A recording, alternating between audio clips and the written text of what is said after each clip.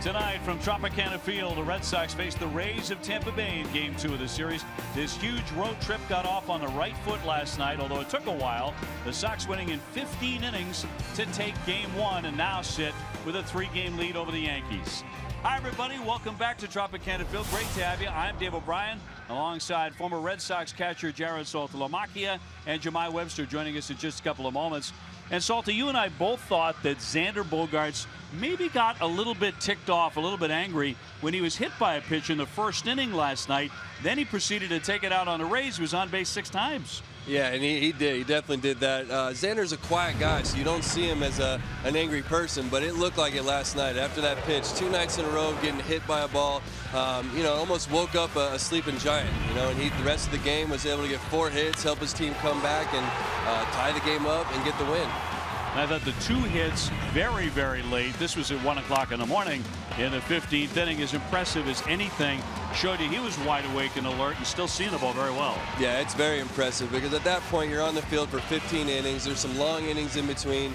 So to be able to produce at the plate and make some good plays on the field is really, really impressive. Look at what he's done now over the last 9 games. This is the period of time where he's talked about that hand that was hit by a pitch previously this summer here at Tampa Bay. That is feeling a lot better, and clearly that showed last night with 4 hits. So 6 hours, 5 minutes, 15 innings. Red Sox win again in extra innings. And it was a ball game that featured a lot of great defense, really on both sides. And frankly, that play by Kiermaier, one of the truly great catches all season. We'll see what happens tonight. It's Game 2 here at Tropicana Field.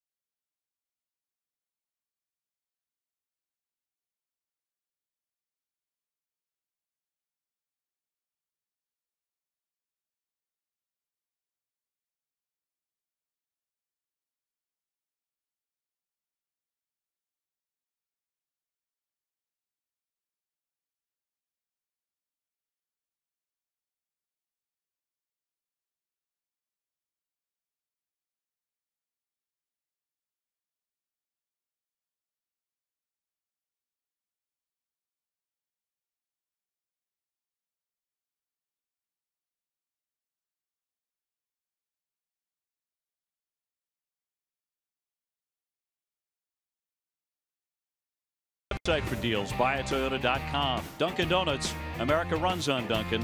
Lexus and the Lexus Strikes Out Hunger program. Plainridge Park Casino, don't miss the Choose Your Ride giveaway Saturdays in September. The all-new Amstel X Light, grab the 90-cal, 2-carb, great tasting light beer. And by Southwest, yes to low fares with nothing to hide. That's transparency.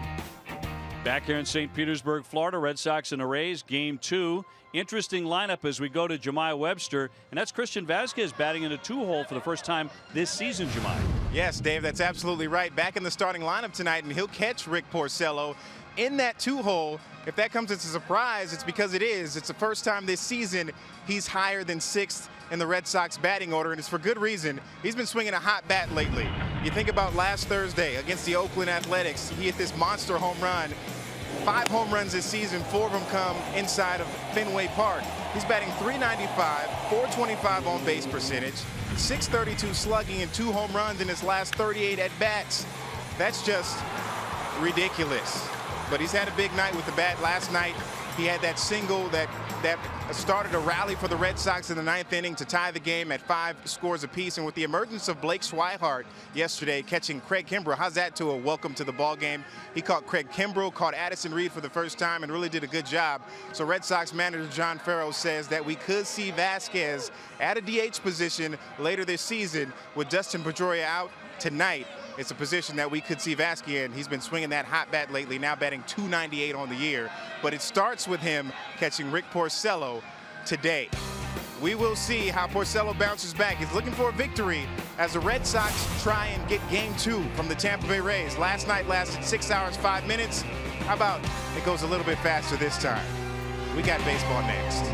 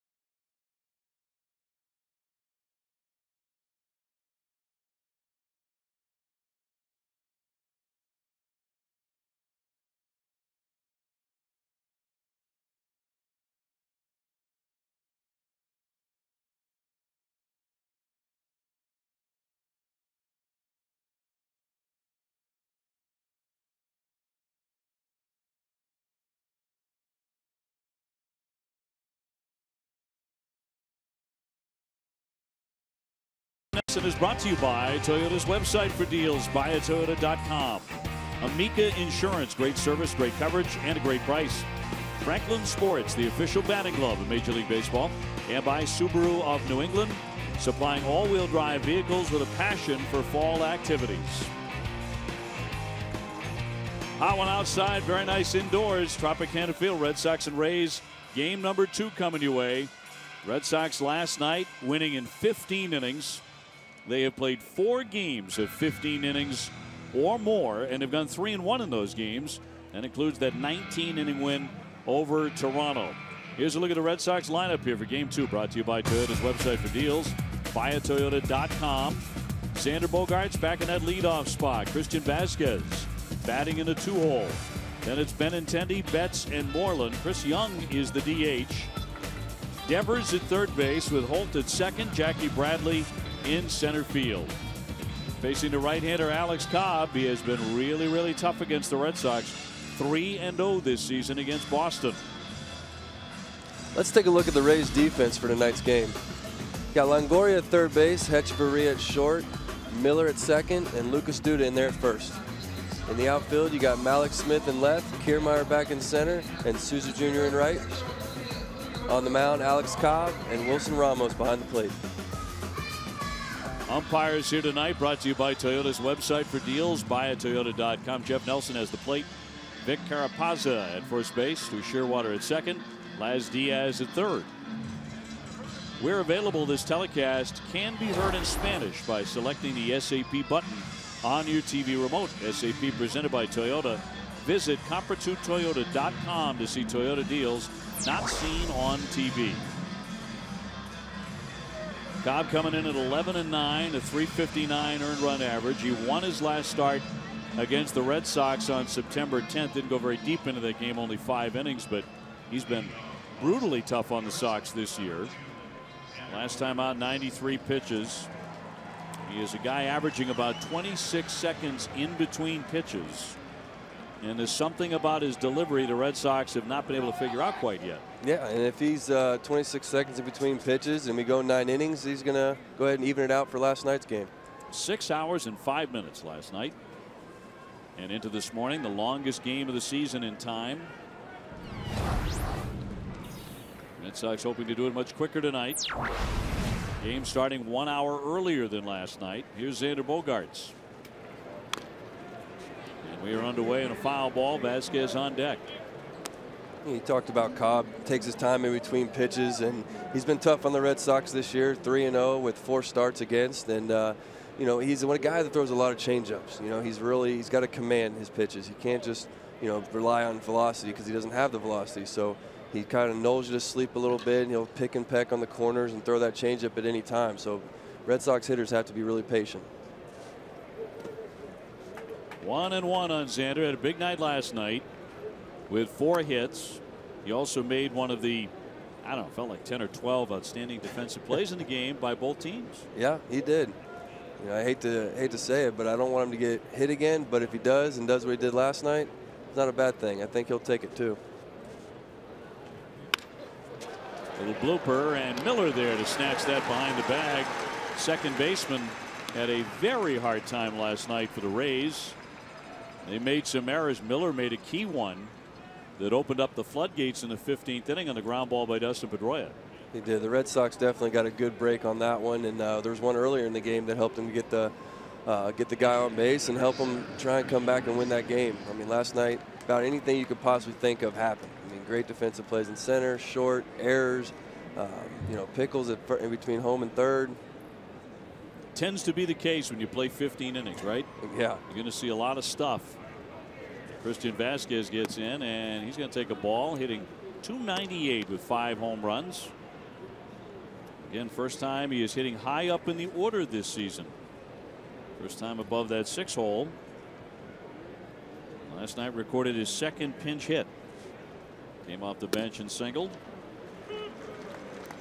That's what's great about this Red Sox lineup is it's so versatile. You can put anybody in any spot. I mean, you got Jackie Bradley, who's, you know, should be a middle of the lineup type of hitter, but he's in the 9 hole because he's done so well. And you have a guy like that in the 9 hole is not an easy task for a pitcher to get around.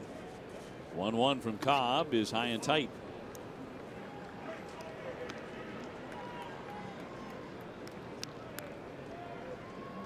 Last night's win, as the Sox came from behind, was the 5th time the Red Sox have won since the All-Star break when trailing after 8 innings. That's impressive. I mean, what they did last night. Line into right field. A dive by Susan. He's got it. He left his feet, so the outstanding defense begins early in game 2. Yes, it does. I mean, this is a great piece of hitting by Vasquez, just kind of taking the pitch the other way, shooting it. That's what he's done. It's got him so hot is that he's not trying to hit the home run. He's just trying to take his hits when he can. And then Souza just did a great job making a great catch. Benintendi next, .279 with 19 homers. He's driven in 85.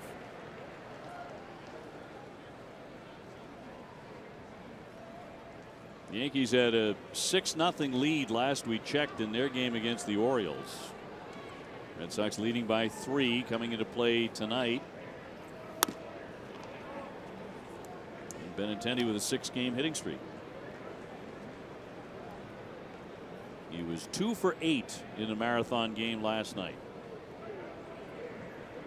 And this morning. And this morning.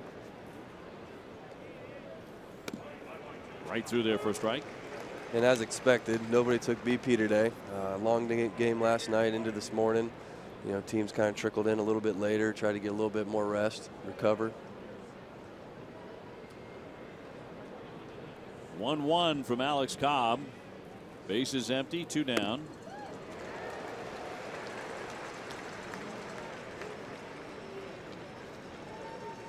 Yeah, you're going to see a lot of that from Cobb. He's a guy that, like I say, doesn't have a lot of velocity. You know, 92 in this day and age is not very hard. So he's got to be able to pick his location and spots and kind of mix speeds. Benintendi is still trying to figure him out. He's only 1 for 12 against Cobb in his career. Yeah, and a lot of times, a lot of pitchers, like what I've always tried to do is try and get my pitcher through the game without showing all his pitches. If I can get him through the first, 9 hitters with just fastballs and not give him my second best pitch, I'm going to try and do it. So you see him right now going a lot of fastball curveballs. Changeup is his second best pitch.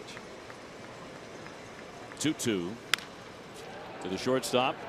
Echeverria hoovers it up and gets it. That's all for the Red Sox. Fine defensive play by Souza.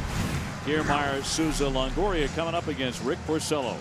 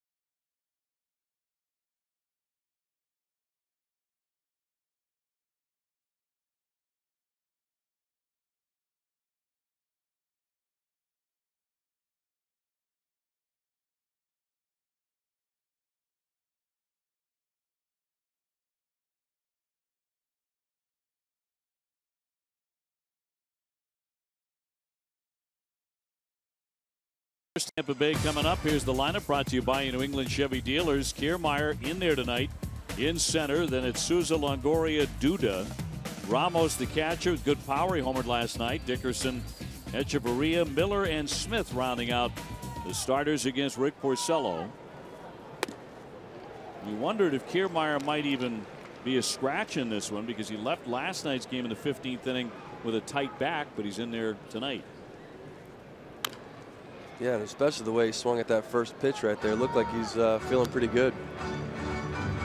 Some of the Red Sox were hoping he might have the night off. Yeah, that makes it a little easier. You don't have to worry about where you're going to hit it. Apparently feeling just fine. A base hit right past Rick Porcello. His defense last night was something else. He made 2 spectacular catches. He did. His defense was pretty much normal for him because, I mean, he's made those catches throughout his career, and that's why he's a 2-time Gold Glove winner. Jackie Bradley crushes the ball into left center. You think that ball's getting down easy. There's a run. We're going to win the game. And then all of a sudden, he comes out of nowhere like Superman and catches it. And, had the mindset to jump up and throw the ball to third and keep Rajay from scoring. You made the point, sometimes we look at great catches and a guy might dive sideways and make a terrific play in the alley or something. This was going backward on a dead sprint. Yeah, that's what made that more difficult, is the fact that he was going backwards. I mean, sideways, you tend to have a little bit more, depth perception that way. But when you're running backwards and you got to make the catch over your head, it's just an amazing catch. You're not going to see another one like that, that's for sure. 1 strike on Souza, 240, but 29 home runs. I've seen 4 pitches and 4 swings so far. Think that's their approach? And their first strike, I think it may be against Porcello. He didn't like the call from the home plate on Nelson. It looked like he almost swung anyway, so I'm not sure if it was on the call or the swing. He's 1 for his last 27, so he's not happy about much. No. No, but he's still working. He's a pro hitter. He was out here earlier today. I saw him hitting, doing some drills. Porcello, yeah, makes quick work of him. He strikes him out. Down goes Souza, 1 man away. Wilson of Longoria. And Rick looks good. I mean that ball's coming out really good. A little different than from last time I saw him. You know, the ball's moving really well. Looks like it's got a little extra giddy up. You hear the catcher's glove popping. You know, even though Souza's struggling, you still don't see him take too many swings like that. The fastball was 95. It's a good sign, especially if they're going to be aggressive. You know, more the ball moves, the better. Brings up Longoria with a runner at first base and 1 down. Longoria 259 lifetime against Porcello with 2 home runs. He's had a solid, if unspectacular, season.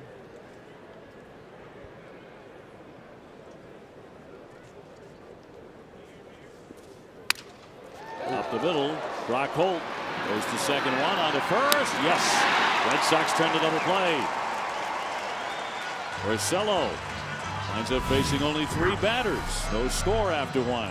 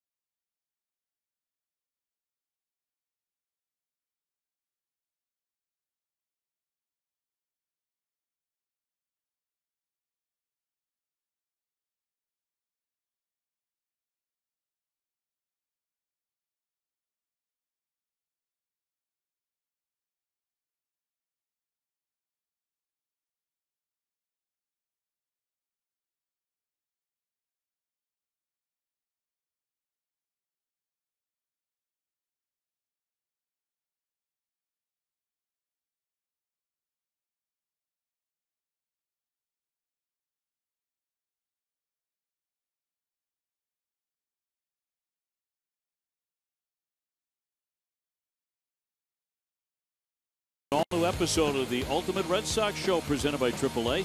We'll recap Bruins Day at Fenway and have the plays of the week. That's tomorrow evening at 5:30 right here on NESN. Jared Saltalamacchia, Dave O'Brien, Jemai Webster here from the Trop. Scoreless after an inning. That was an 8-pitch inning for Rick Porcello. That was very good. Like I said, his stuff looked really sharp. He had velocity was up to 95. He was hitting the glove where he wanted to throw it, and the double play is going to be a big you know, a huge favor for him. Mookie Betts 262, 21 homers. He's driven in 88 to lead the ball club. He was 3 for 8 with a double last night. Moreland on deck, and then Young against Cobb, the Boston-born right-hander.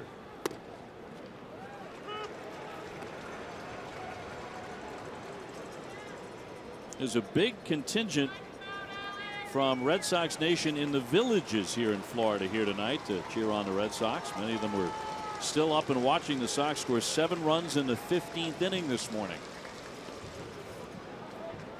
Yeah, there weren't too many people here, so I'm not sure how many people were at home watching because it was a long game. Exciting game, though. From the 9th inning on, it felt like it was probably more exciting than the 2nd through the 9th. Yes. Comeback win last night put the Red Sox at 84 and 63. They're 21 games over 500 for the first time this season. 2-2 to Betts. There's a shot. Driven down the line, deep into the corner, and gone. 22 for Mookie Betts.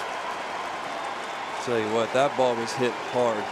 That was such a great swing, and that's not an easy pitch to be able to hit a home run on. I mean, that ball felt like it was white line.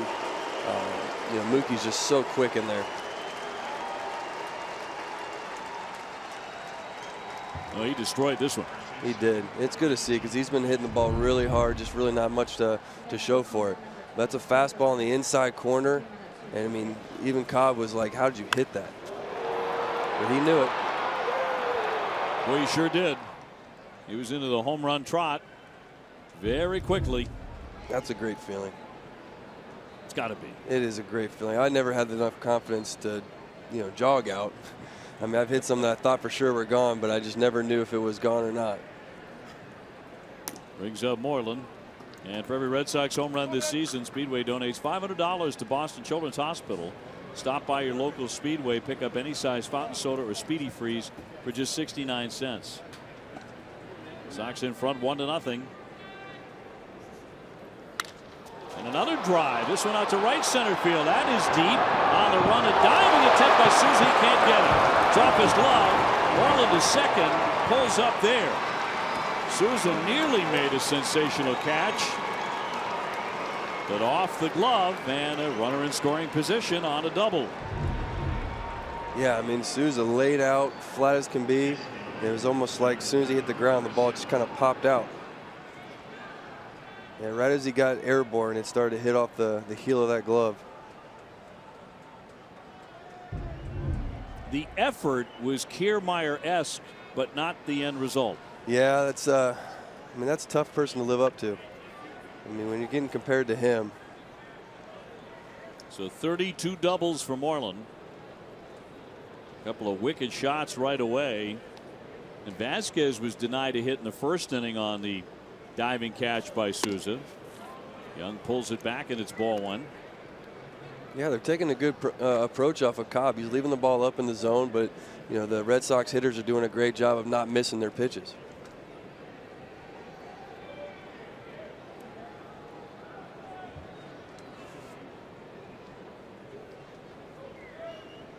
Cobb in his career is 6-3 against Boston, a 3.32 ERA. Fires in a strike. I mean, you see the Red Sox hitters being really patient, which is I think what they need to do because of a guy that, you know, throws a lot of off-speed pitches. You know, he wants you to be aggressive because then that's when he's able to get you out. So they're being really patient, making sure that almost like they're sitting on the changeup, you know, or sitting on something up in the zone. Young the DH tonight. Here comes the 1-1 to Chris. And he fouled it away. So the count runs to 1-2. Including tonight, the Red Sox with 15 games remaining. So if they can go 10-5 the rest of the way, they will finish the regular season with 94 wins, which would actually be one more than last year's team, which won the American League East. I mean, that seems to be the number nowadays. It's 94. I remember 5-6 years ago, if you were in that 87 mark, that was the division winner. You know, every year it's going up more and more. 1-2. Spoiled that one. Point of comparison, the current Red Sox over their last 15 games are 9-6. So you think very doable. Yeah, no, very doable, especially if they play the way they did last night, which they've showed they've done that all season long. I mean, they're 13-3 in extra inning games. I mean, that just shows the resiliency they have and the fight that they have. Red Sox magic number to clinch a postseason berth is 7. That would be to clinch one of the wild card spots. Here's the 1-2.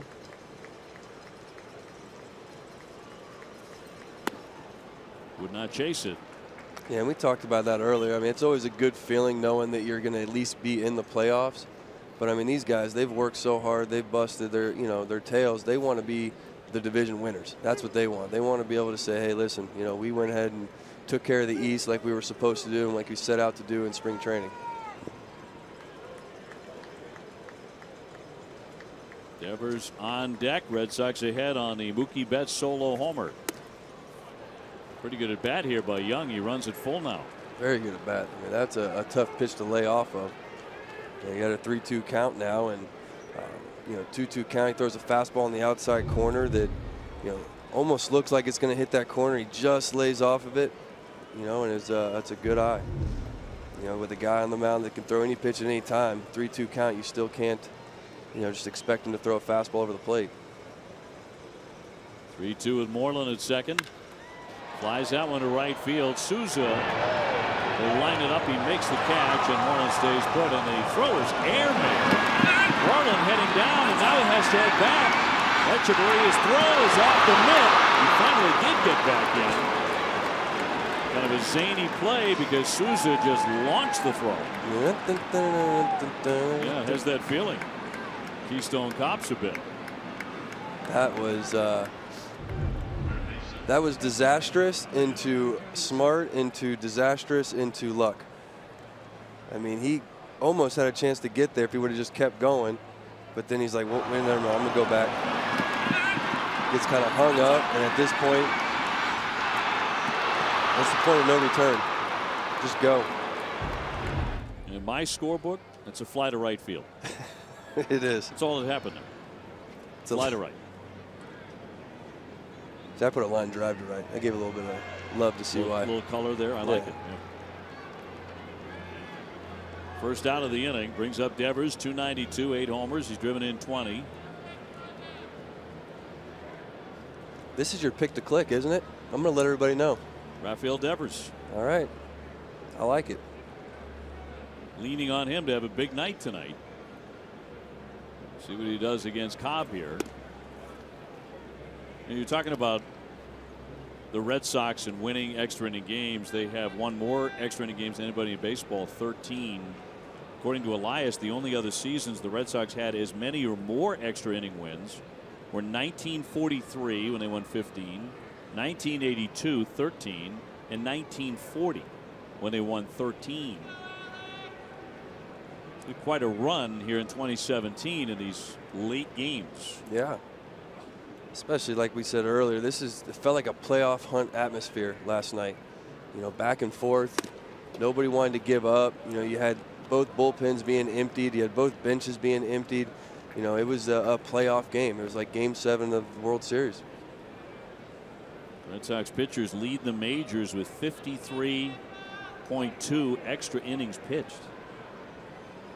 And the bullpen has been superb in the extra inning games. 2-1 on Devers. On deck, Brock Holt, who's at second base tonight. Dustin Pedroia has the night off. Third game in a row that Hanley Ramirez can't go. Yeah, I mean, some would say that's a little concerning, but you don't know how long he's been playing unhealthy. He hasn't had the season that he's normally capable of doing. So I mean, is that the factor? Only he knows. So I mean, this could be a great opportunity for him to take a little bit of a break and be ready for the playoffs. What are your thoughts, Salty, about Chris Sale getting a break along the way? Is what we're seeing here a reflection of a guy who's piled up 200 innings, all those strikeouts? He's had such a terrific season, but is he showing the wear and tear a little bit right now? Maybe he just needs extra time? I mean, I think just an outsider looking in, that is a possibility. I mean, he's a workhorse. He's always has been, but he's in a situation now where he's on a team that's on a playoff hunt, where he's not had that ability before. Cut on him as Devers retired on strikes, and they're a 2 away. Made a nasty pitch on him. Yeah, that just tied him up and in. Just a fastball, 2-2 fastball. Where lefty's hole is, that up and in right at the hands. Nothing really he can do with that besides either foul it off or swing and miss. But getting back to Sale, I mean, he could be. I mean, if you ask him, I'm sure he would say, no, I'm fine, I'm ready to go, because he's a competitor. That's what he does. He's a winner. I know that he's going to be a guy that's going to thrive in a playoff situation. That's why he's pitching so well, because he's thriving in a playoff situation with a playoff caliber team from the get-go. So if I were a manager and he would allow me, which that's the thing, I don't think he would allow you, but if he would allow me to give him at least one skip start, I would try and give him his next start off and then let him go 2 more outings before it's playoff time. Would he permit it? It's a great question. I would say no. No. And the Red Sox are in a playoff run right now, playoff hunt, trying to win the division. Yankees continue to play very good baseball. They had a 7-0 lead in a game against the Orioles tonight. The game actually started at 4 o'clock. So they are hot on the Red Sox tail. Yep. And that's the other factor. I mean, you got a bullpen down there that's been worked really hard this year too. Last night would have been a great night. September's a great time to be able to give those guys some days off. Sure. But you're in the hunt, Every win counts. Ball and 2 strikes on Brock Holt. Jackie Bradley would hit next. Check out the ALE standings heading into play on this Saturday. At the moment, the Red Sox with that 3-game lead. Well, that's why last night was so very important to rally like that in the 9th inning and get those 3 runs to send it to extras and to win it. Yep. I tell you, from a Red Sox perspective, 3 games is not a lot, but from a Yankees perspective, 3 games is a lot. Yeah. 1-2. He struck him out looking side retired. He made a couple of big pitches there with Moreland on at second, but Mookie Betts with a blast to put the Sox in front 1-0.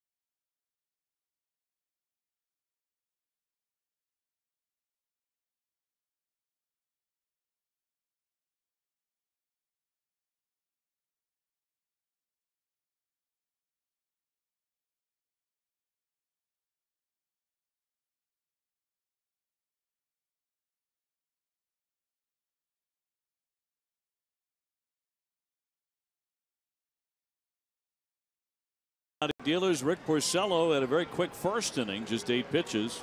Now he gets Duda, Ramos, and Dickerson here in the second. After a fine August that saw Porcello win 4 games in a row, he has lost 3 out of his last 4.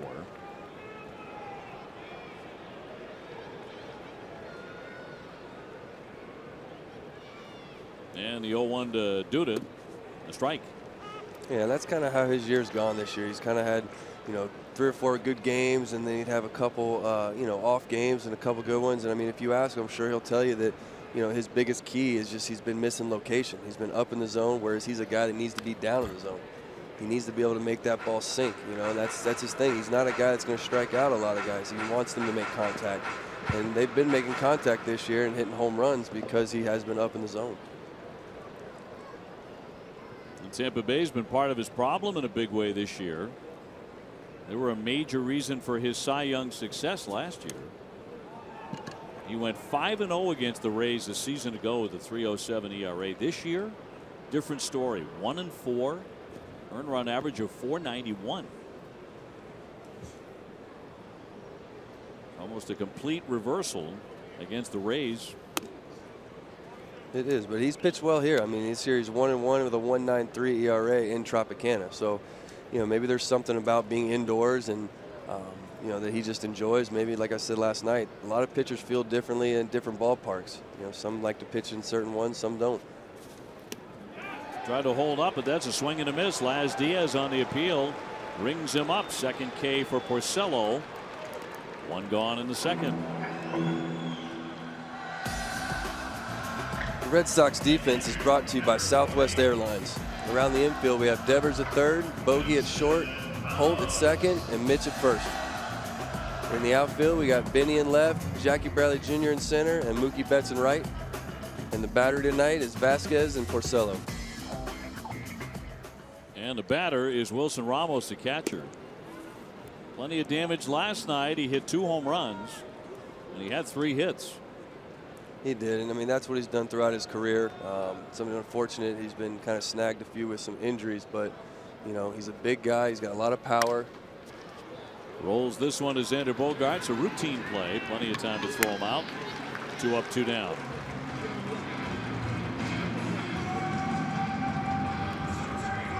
Sox fans, for the final home games of the season, we can bring the whole family to Fenway with a family 4-pack. You get 4 tickets, 4 Fenway Franks, and 4 fountain sodas courtesy of Aramark.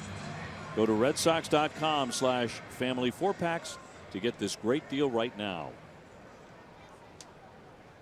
I'm not complaining, but Ricky's not giving us much time to talk about each hitter, and these hitters aren't giving us much time. No, he's not. Every time we start a conversation, they're swinging and getting out. We came to look forward to that last year. Yeah. A lot of fast outs in there for a called strike on Dickerson. We're talking about the strikeouts of last night. The Red Sox set a single game franchise record by striking out 24 batters last night.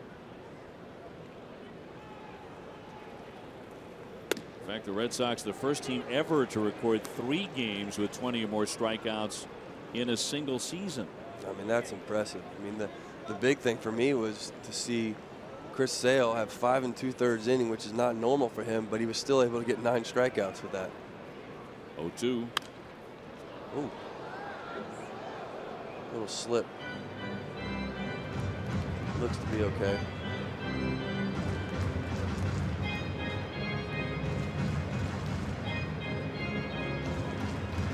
Porcello with a 1-0 lead courtesy of Mookie Betts, and now here comes John Farrell, and now starting back along with the trainer back to the dugout. They were heading out to see Porcello, but you mentioned the slip. Yeah, and Rick said you are not welcomed out here, so do not come.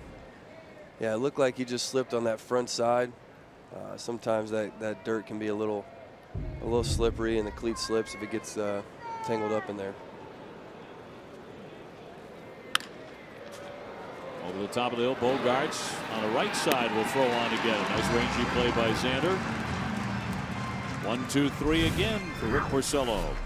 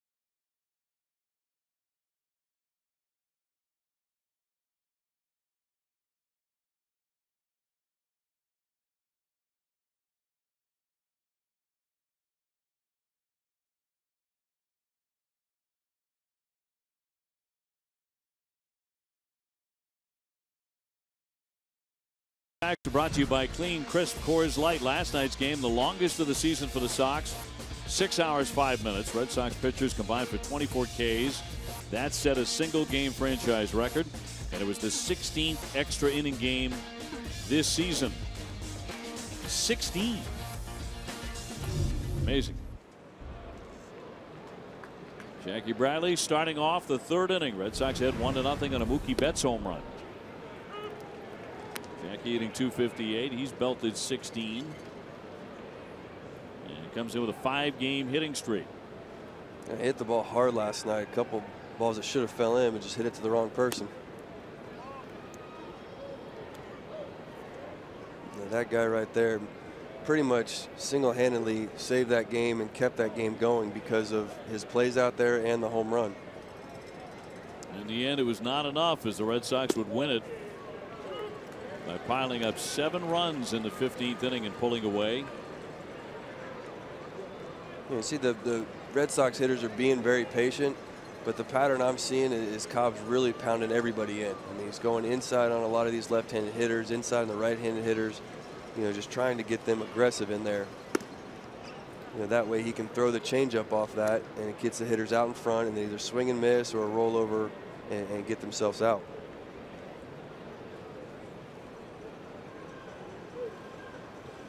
Over shift on, 3 men on the right side, the 2-2. He goes the other way. The shortstop, Echeverria. So 1 away for the Sox here in the third. The most popular way to follow the Red Sox postseason push is with MLB.com at bat, the #1 app for live baseball. You can enjoy game day, live game video, and more. Download MLB.com at bat today. You saw Ricky slip last inning. You know, hopefully he's okay. He finished that inning, so obviously he is. But, you know, sometimes you have 2 pitchers on the mound who, you know, land near the same hole, but not quite the same. I think Porcello's, you know, stride is a lot longer, so he's landing in Cobb's toe hole, and it kind of can cause some problems. So hopefully he doesn't bother him the rest of the game. Sometimes you have to move on the rubber, and you know he's looking really good and feeling really comfortable, so you don't want him to have to move. So you might have to get a ground screw out there to fix that. But Bogarts tried to check, but he went. Yeah, if you see here, his foot, there's a big hole right there, and it's just a little bit shorter than where, you know, Ricky lands. So, you know, a lot of times that can affect either pitcher. I mean, it can affect Cobb if he lands on it wrong, and as the game goes on, that hole gets bigger and bigger and bigger. And then the guys in the bullpen come in, and by the end of the night, that mound looks like a golf course. 2-strike pitch. Xander last night 4 for 7 with 2 RBIs and reached base a career high 6 times. You see he's not wearing that elbow guard again. I'm going to have to talk to him. He's got to be smarter than that. You could swing some body armor. Yeah, of course. He's going without it tonight. Here comes the 0-2. You got to protect your investments, you know. I mean, he's already dealt with it this year. Earlier in the year, I think that's contributed to what, you know, his slow start was with that wrist injury. You know, he played through it because he's a tough kid. I mean, you look at him and you say, oh, he's quiet. He's, you know, he's probably a little soft, but he's not. He's a tough kid. He's out there. He wants to be out there every day. He doesn't want to take a day off, you know, and his offense struggled because of it.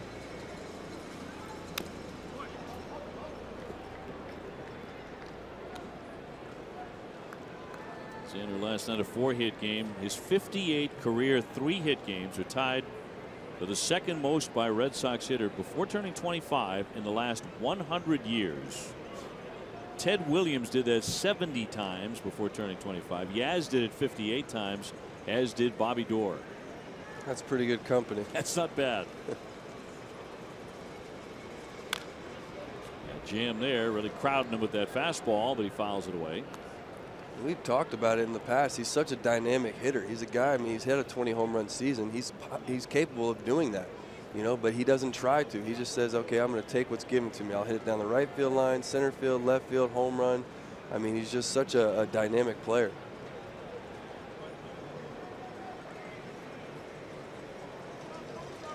One down, bases empty, and a 1-2 pitch from Alex Cobb toward right field, but that's foul toward the bullpen.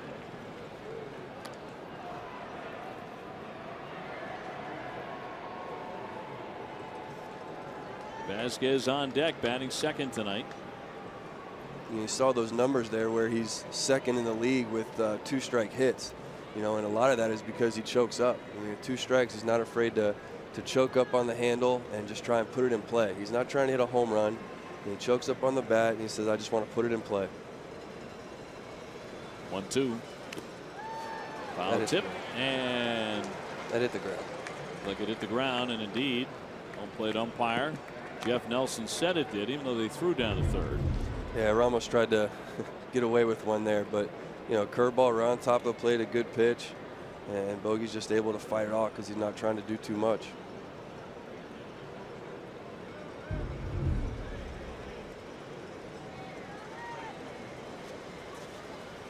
Ooh. 2-2. Yeah, get that elbow guard on, Bogey. Come on now. We can't have you getting hurt again. It was a fastball up and in. I mean, it wasn't a hard pitch. It was 86 miles an hour, but it don't matter. When it hits you in the elbow, there ain't nothing protecting it.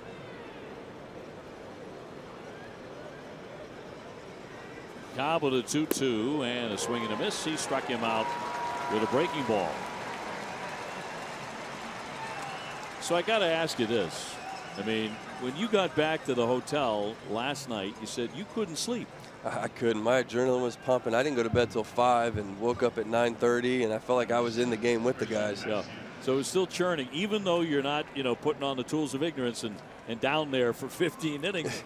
You're still into everything. You're in it. You're in every pitch. You're in every sequence. I mean, there was so much going on last night that, you get caught up in it, and you feel like you're a part of it. Yeah, there really are so many ways you can look at a game like that, pull it apart, put it back together again. How it turns out as it does. Yeah.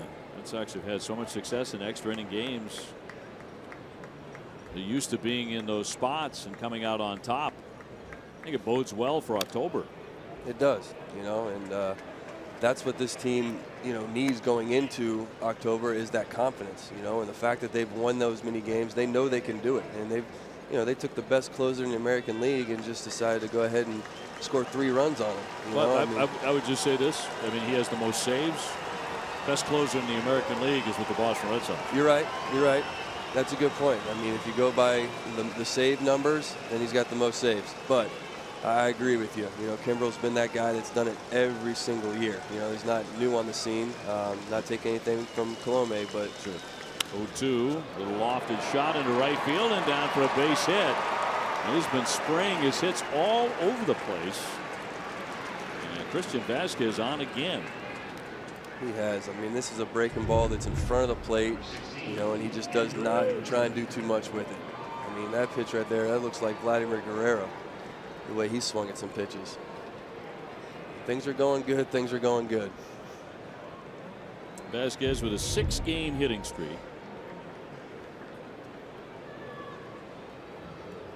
He's on with 2 down in front of Benintendi. Red Sox leading on the Mookie Betts solo home run in the second. I think in between innings, I'm going to have to go down there and apologize to Craig because that was not right of me. Yeah. It's one of those things where you're looking at the numbers and you go, yeah, well, I think I could make the argument he's the best in the American League. And you could make that argument, but we've been watching Kimbrel all season long. And, we're lucky to do that. Throw down at first base, not in time to get Vasquez as he dives back in safely. And I think there's a world of difference between a Kimbrel and a Colome. Oh, without a doubt. I mean, they're definitely 2 different pitchers as far as styles and, stuff. I mean, a guy that throws 91 to 92 mile-an-hour cutters, the both sides of the plate, and a guy that throws 99 to 100, and he's got the nastiest slider, in baseball.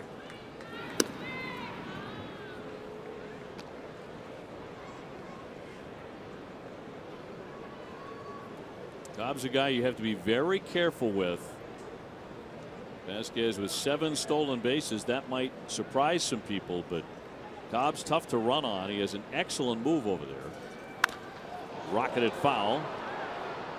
He has 5 pickoffs, which is tied for 3rd in the majors. Yeah, and he came from an era that came up with James Shields. And Shields is one of the best in the game at being able to pick the first, even pick the third. And he almost pitches like him, that slow, easy delivery. Wade Davis kind of picked that up from him as well, and those guys all kind of mimicked each other. He's one of the last of those guys.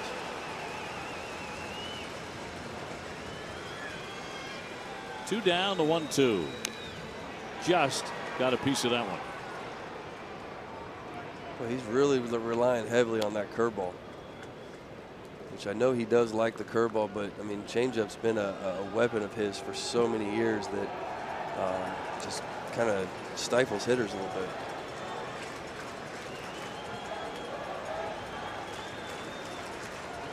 Well, after the top of the 3rd inning is complete, Jemai will be by with a special feature. This one's popped up toward left field.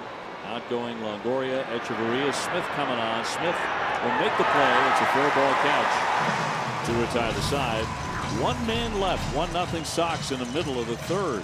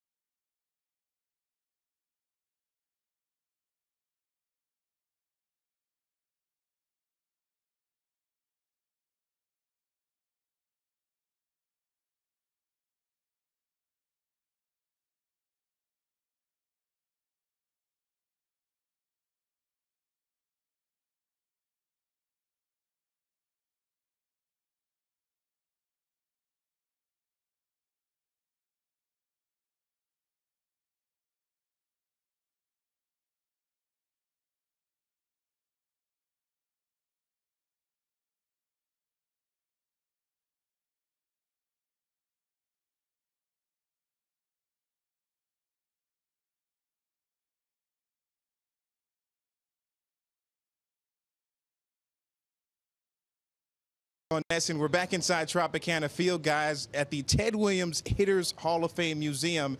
It's inside the Trop, right on Gate 1, dedicated obviously to the greatest hitter of all time, Ted Williams, the thumper. And if you walk with me a little bit, you'll see a bunch of cool stuff.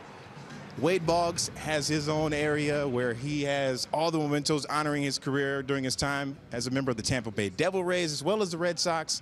We've even got our main man, Jim Rice, our Hall of Famer, Nesson analyst. He's in here as well.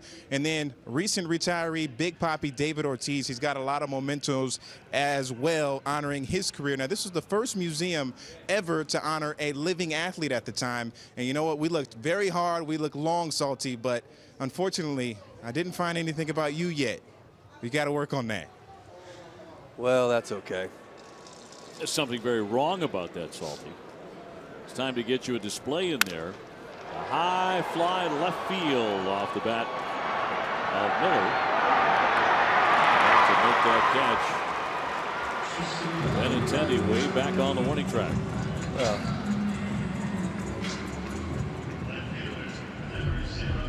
Echeverria moments ago with a chopper over the head of Devers and a sliding attempt by Bogarts, but Echeverria on with a single. You know, they don't have anything in there, but I'll go ahead and take my, ALDS championship from this ballpark and take that with me. It was a fun series to cover. Yeah, it was fun. I mean, that season alone was fun. I mean, there wasn't a day we didn't show up that we weren't just happy, ready to go. I mean, had that confidence that we're talking about with these guys this year. Alex Smith, 269 with a couple of home runs. They have him in left field tonight. Runner at first base and one down.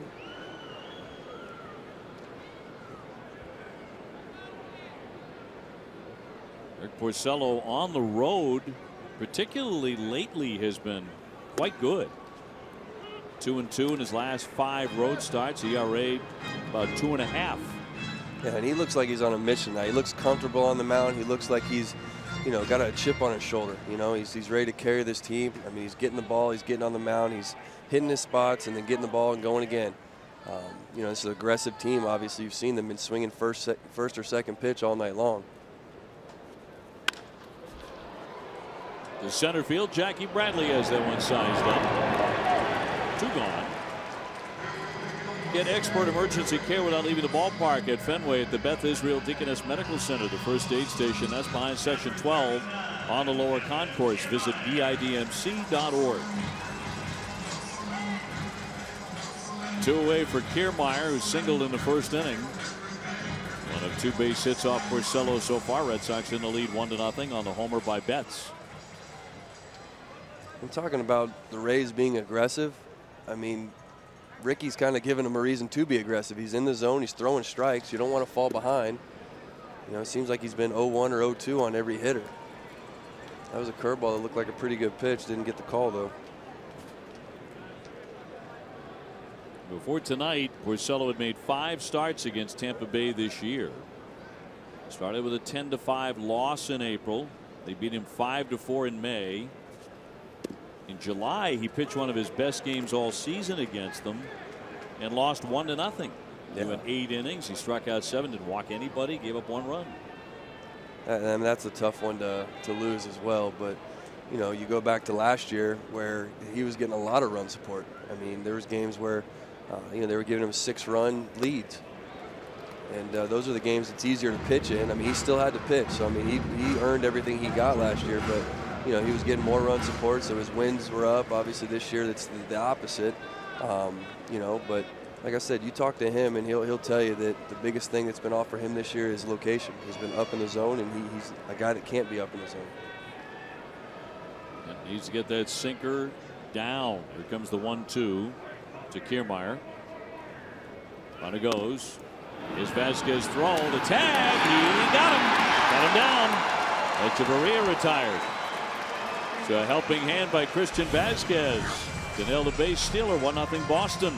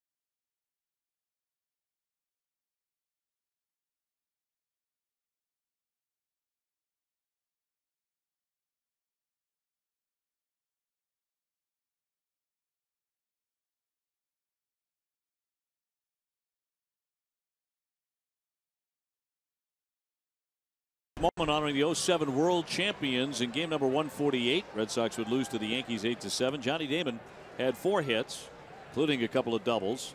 Giambi homered for the Bronx Bombers.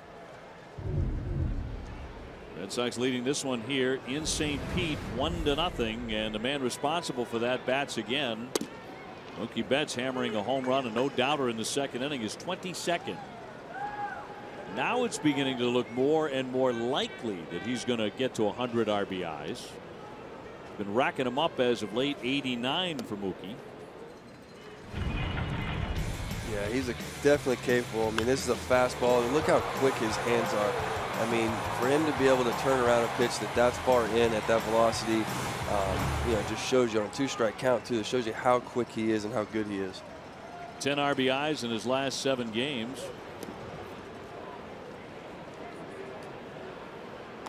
Benintendi has driven in 85 runs, so he has a chance. Yeah, I mean that's a pretty good 3-4 combo. You know, those guys have been solid for him all year long and kind of picking up for their teammates. And Mookie just looks so comfortable at the plate. Even the way he's taking breaking balls and he's taking fastballs in the outside corner with his hands, the way his hands move, and he's got a lot of movement in his hands, and everything's got to be timed perfectly. So when he's on like he is right now, you'll see everything moving just right. A bullet, but this one foul. Such strong hands and wrists. Yeah.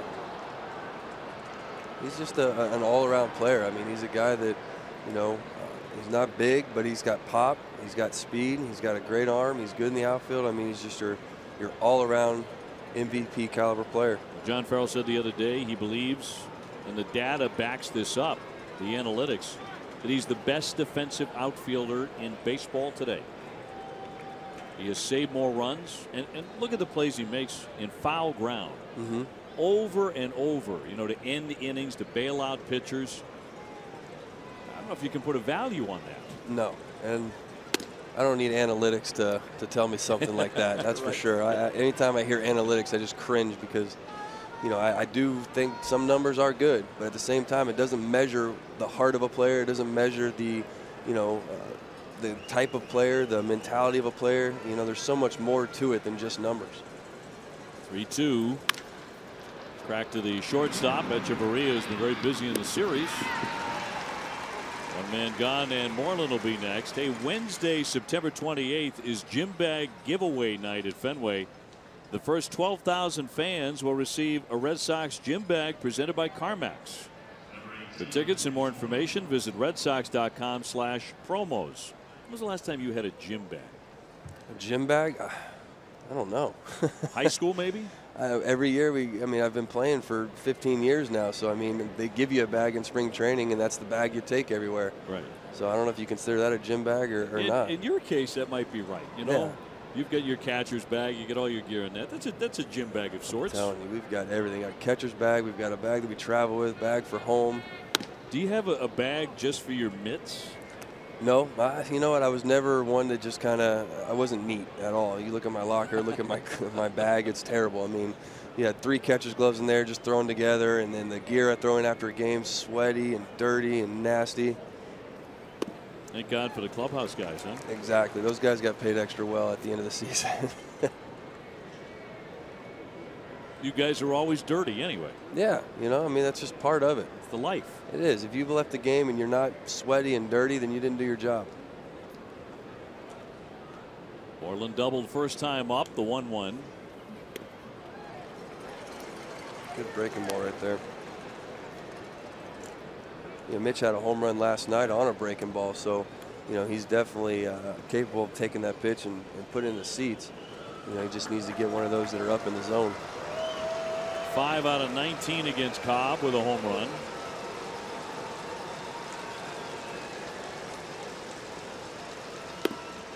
Taking, and that is strike 3. Walking away saying no. He almost never complains, so that's something that maybe should give Jeff Nelson pause. Yeah, this is a fastball in the inside corner. From this angle, it looked like it was a pretty good pitch. It's right there on the corner. It's a pitcher's pitch. As a hitter, you obviously don't want that pitch to be called, but You know, there's times where you got to tip your cap and say, listen, you made your pitch.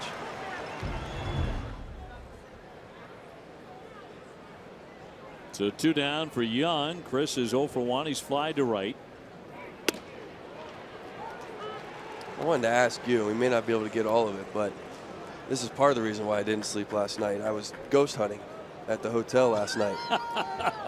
You know, I've had some experiences at this hotel, so I just kind of, and I enjoy stuff like that. I know you do, as this one is filed away now. Our hotel, I'm not going to give the name of the hotel, but it's a very famous hotel here, and it's known for this. Yes. For having ghosts. Yep. And you claim you've seen ghosts at this hotel. 100%. I've seen twice now. You know, there's a couple different scenarios, and there is a good history and a story to this hotel, which is great. So, you know, read about it, and you'll hear some. We'll finish this next inning, but it's really good. Flip to first base and in time. Can't wait. Ghost hunting with Salty. That's next on Nesson.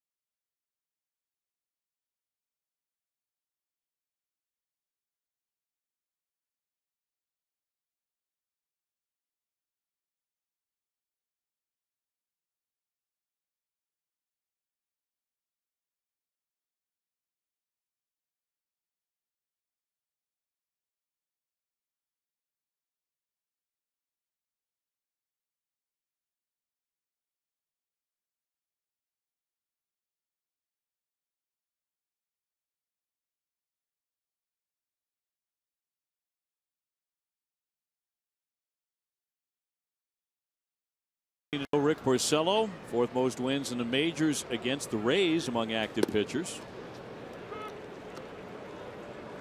Making his 6th start against them this season. 1 win, 8-2 back in August. He's been sharp in this one. He does. He looks like that guy that's got those wins because he looks like he's on a mission. He's not missing his spots, using all his pitches, just attacking the zone. Kiermaier rolls one foul. He has a base hit, 1 for 1 so far tonight. He's seen a lot of Rick Porcello coming into play tonight. He was 9 for 39 against him. Souza on deck.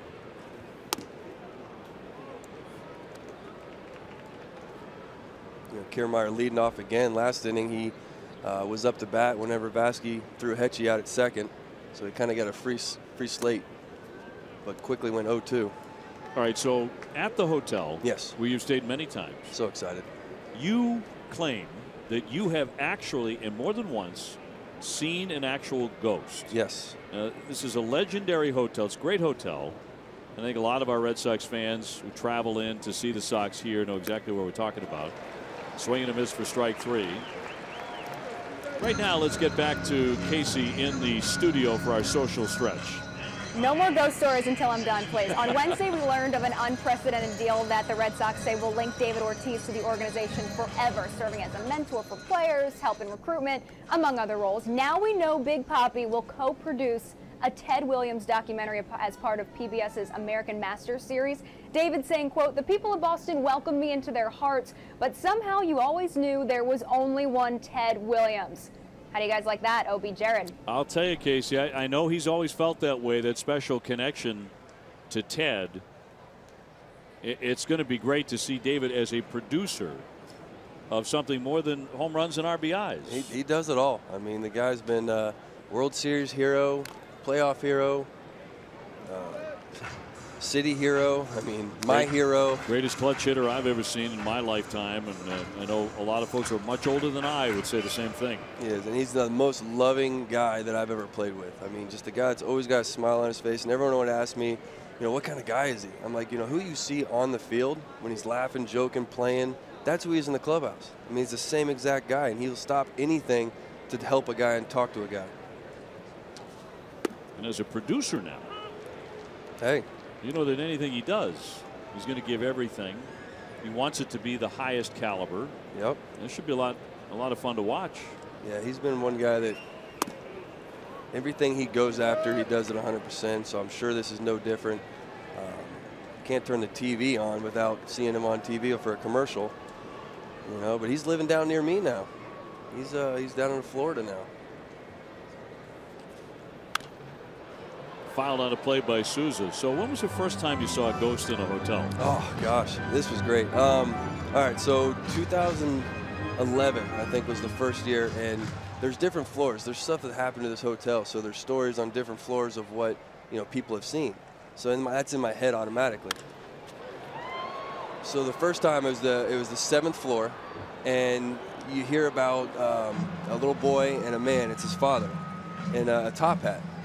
So I'm laying in bed, dead asleep, doors closed, everything. It was before they renovated that side of the hotel. So I was laying there, and all of a sudden I just hear a door slam. I'm like, okay. So I look up, and my door, the latch was in the door, and the door was open.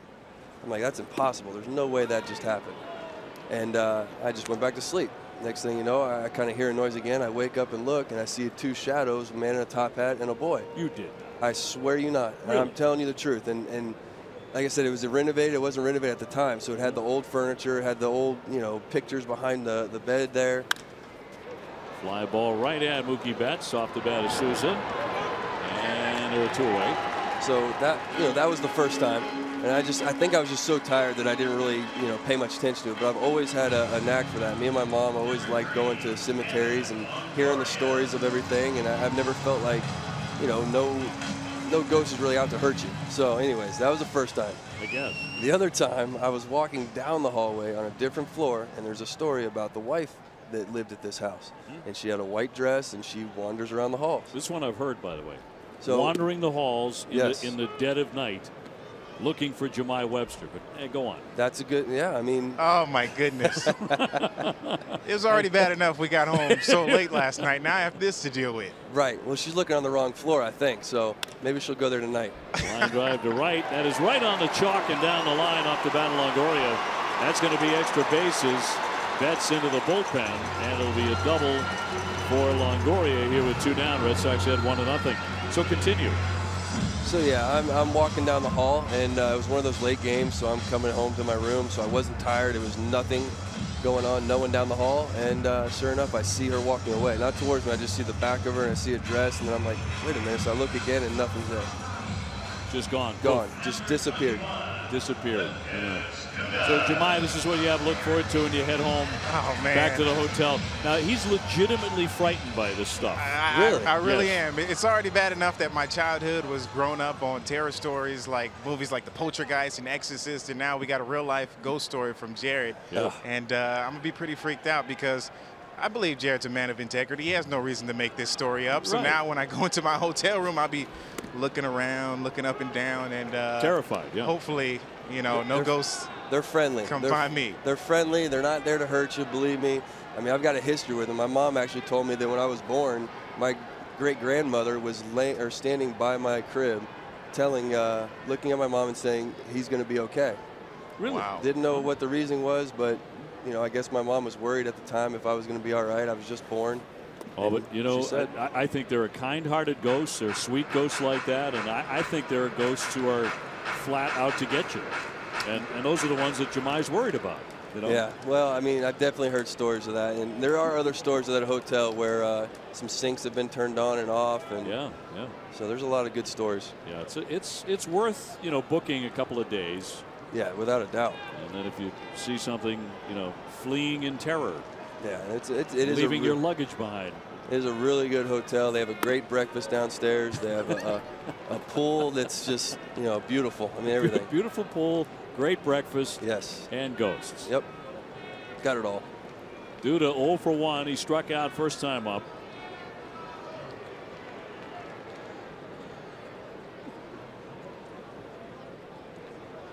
Runner at second base, Longoria. And the 2-1. Runner going and down to third, scampering in Longoria. Longoria, they had to shift on Lucas there, so Longoria saw his opportunity to be able to take third. Devers wasn't quite paying attention. He was able to sneak. You see Devers there, he had no chance to be able to beat him to third base. But at this point, Rick needs to get the hitter right here. And don't worry about Longoria anymore.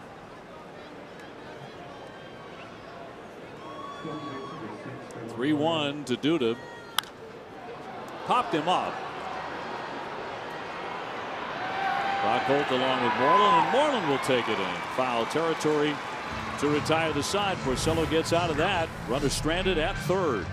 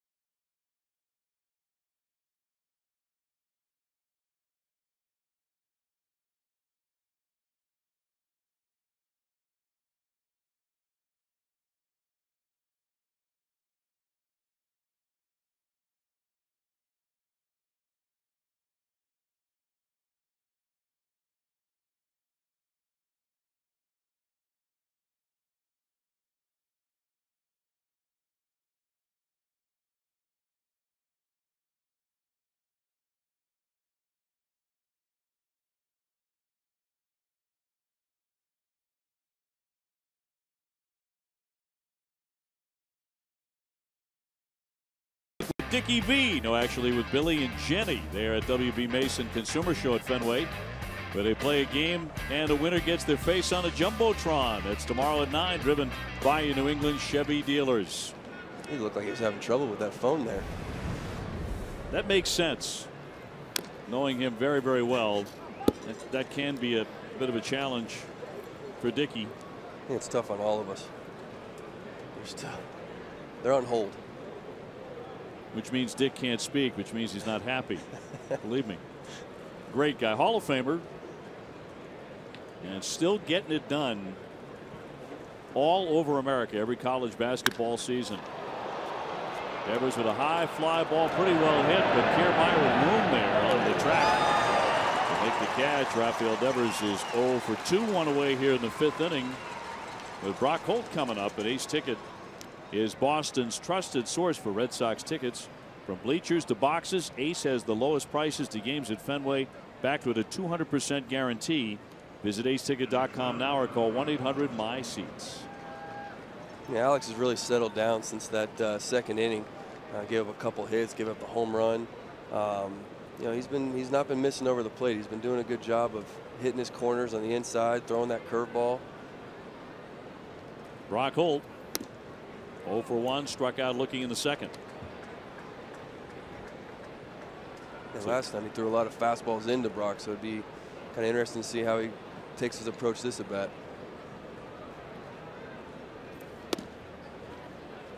2-0.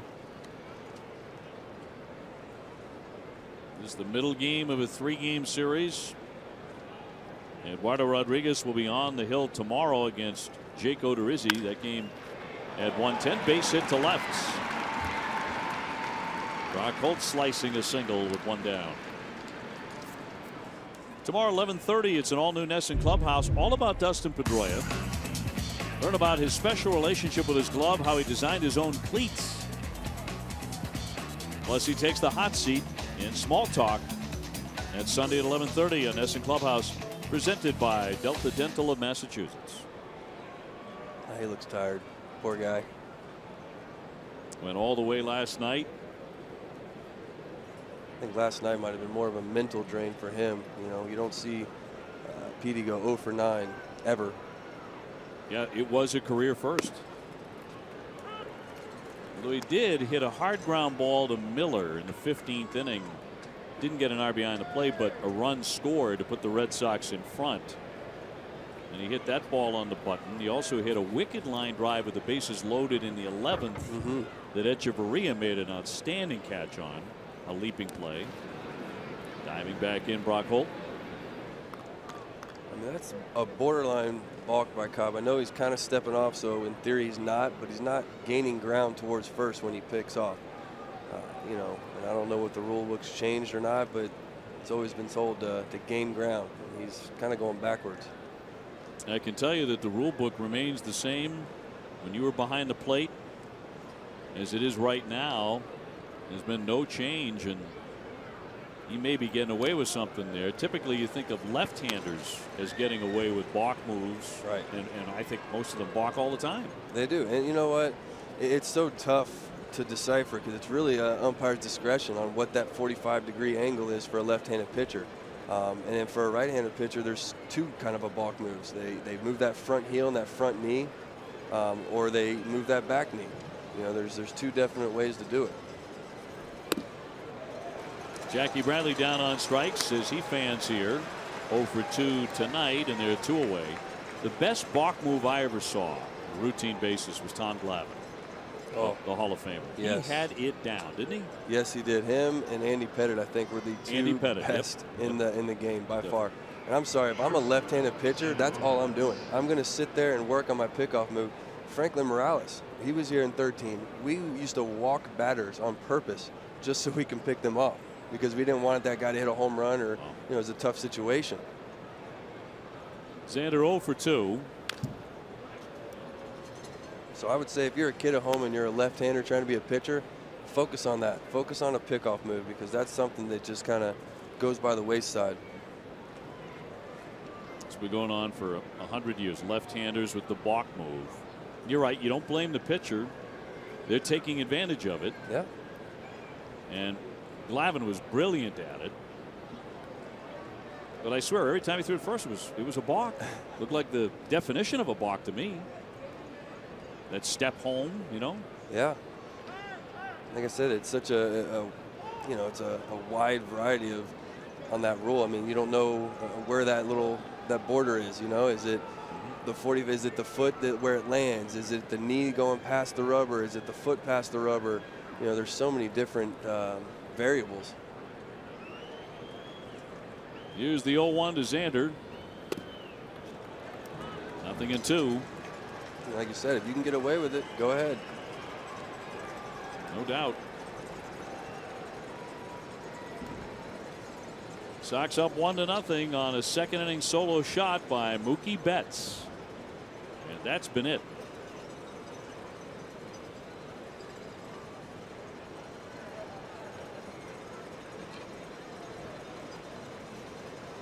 (0-2). And a chopper to third base. Fair ball. Longoria will sling that on to get him. And We're tied aside. No runs ahead. 1 man left. We're in the middle of the 5th inning. Now it's time to turn it over to Adam and Casey for the Mid-5th studio show.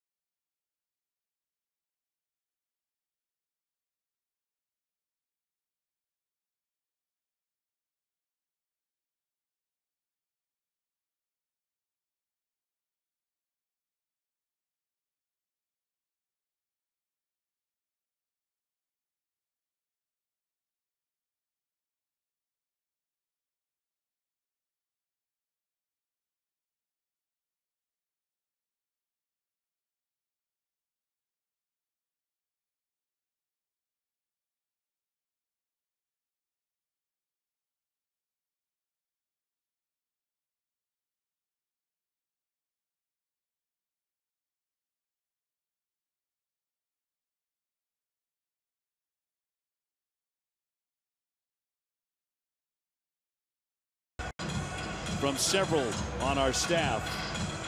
Tropicana Field here in St. Pete. Red Sox on top 1-0. And Rick Porcello has been good in the first 4 innings. He has scattered 3 hits. He has a double play. He gets Ramos, Dickerson, Echeverria in this inning.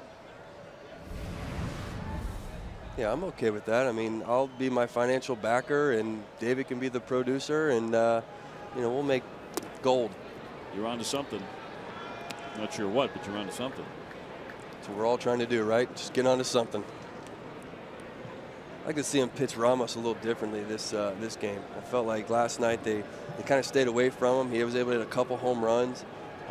You know, maybe try and make him a little uncomfortable and go in there on him. You got him to ground out in the 2nd inning. Almost 9 home runs.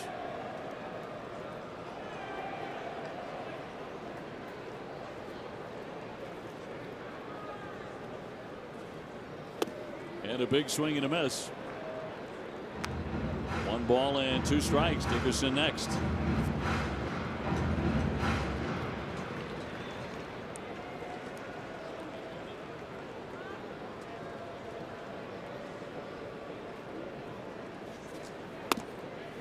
Two up top. Porcello coming in as the major league leader in losses with 17. And an opportunity to have a big impact on this race down the stretch. High topper Devers on target, 1 away. Yeah, that's a good fastball in there. CVS Health is investing $50 million over 5 years to extend their commitment to helping people lead tobacco-free lives and move us one step closer toward a tobacco-free generation. You can learn more at cvshealth.com/be-the-first. So 1 away. Dickerson is also grounded out to short. He's 0 for 1. And plenty of ground balls here from Porcello, including the Longoria 4-6-3 double play in the 1st inning. Yeah, and that's a great sign. I've said earlier that, you know, Ricky's a guy that's got to stay down in the zone to make his sinker that much better, and that's why he's getting the ground balls. But the thing is tonight he's actually got a lot of outs by going up in the zone, you know, but he's not going up in the zone thigh high. He's going up in the zone towards the hands and, you know, getting a lot of bad swings. Base hit, stung into right by Dickerson, cut off by Mookie Betts. It'll be a long single. So 1 down. They have a base runner in front of Echeverria.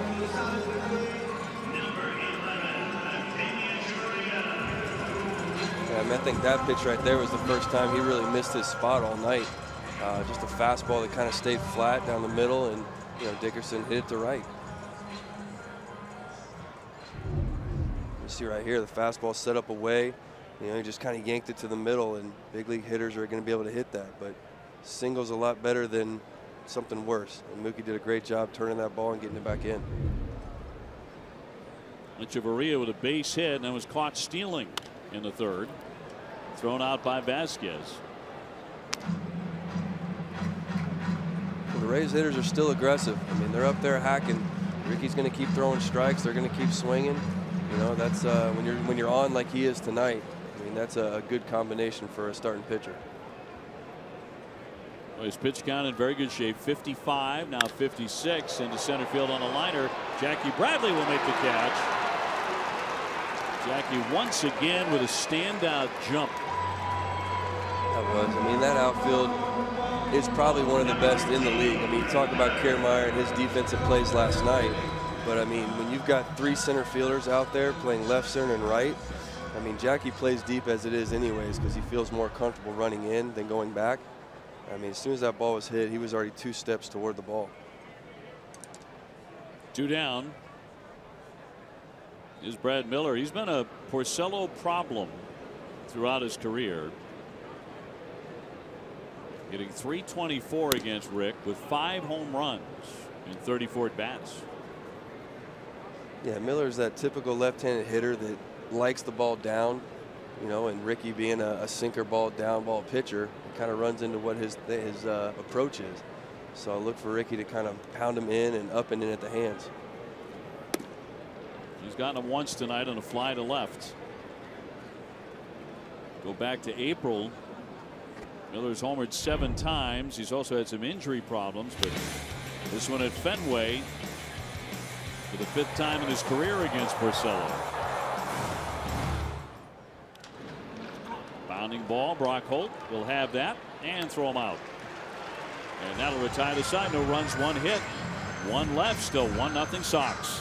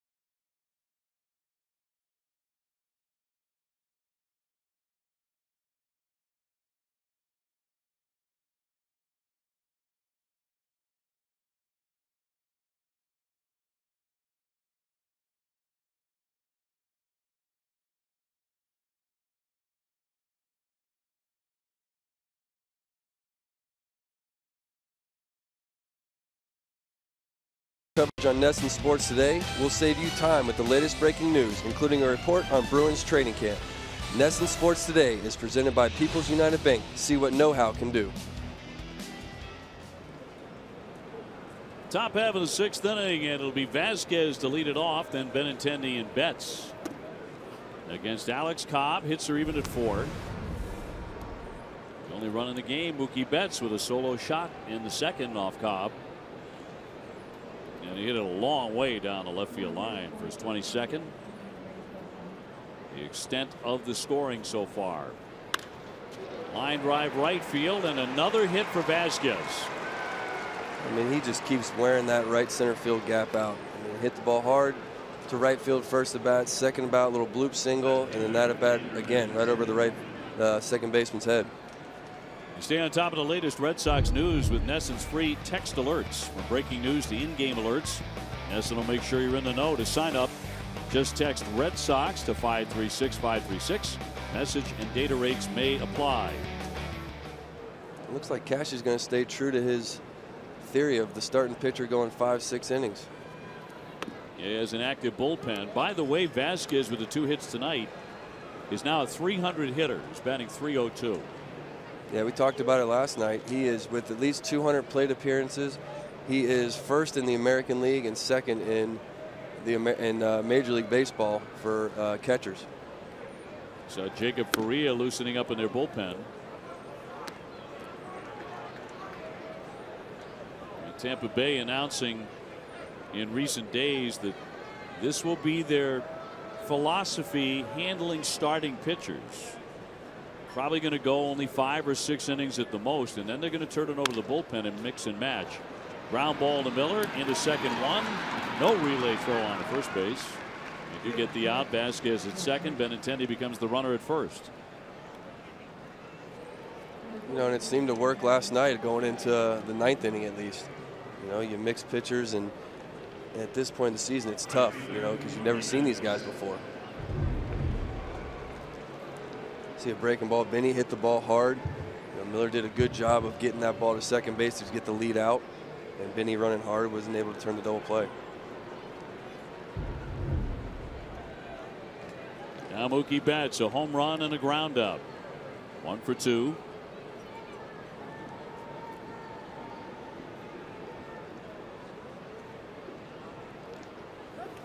There you go. Hey, there's the balk.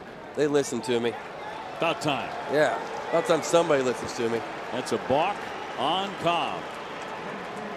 You see, hasn't been gaining ground towards first base. You can't just jump off the rubber and step towards third to be quicker. You've got to gain ground towards the base you're throwing to. That's the first balk that's been called on him this season. As you see there, I think he moved his front foot before he moved anything. I mean, you're not allowed to move the front foot. Your back foot's got to come off the rubber, and then you can step towards the base. His front foot moved, and that's another one of those balk moves where, you know, as a runner at first base, I'm looking at one spot. Every pitcher's different. I'm either going to look at that front heel, his back shoulder, his back elbow, whatever it is that guy, you know, I can trigger to know he's going home or he's coming to first. And I was a good base stealer, obviously. So, you know, I'm going to trigger in on those things, and, you know, that's how you kind of steal bags. You effectively called that balk last inning. I don't want to toot my own horn, but you did. You did.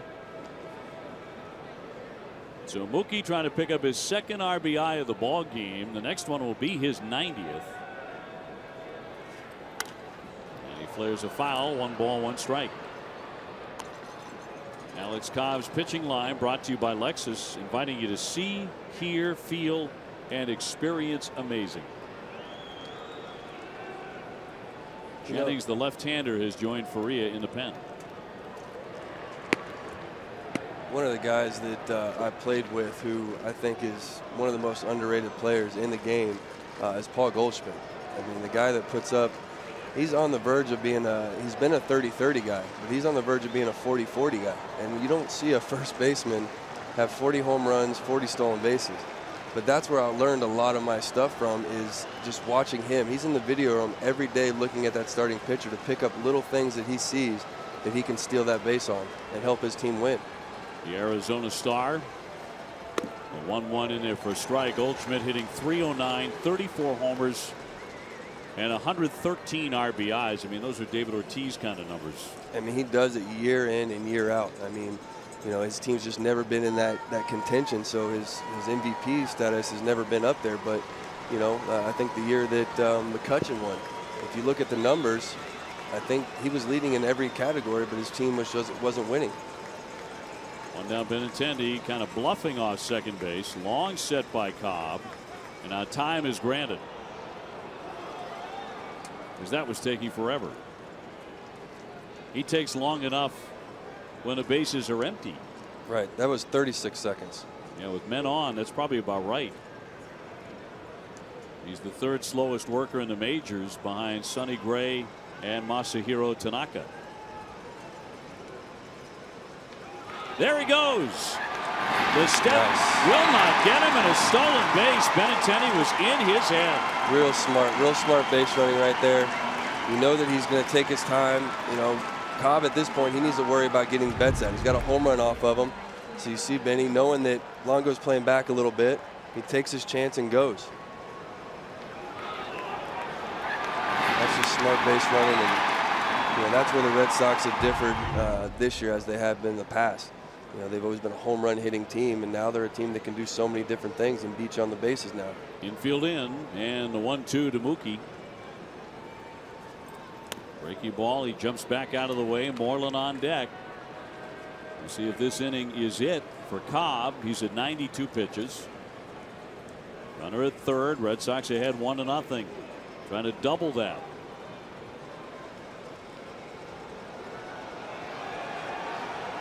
The 2-2. He's gone to ball 3, and look at the reaction. Yeah, he's not happy, and if you look at the tracker, it was a strike.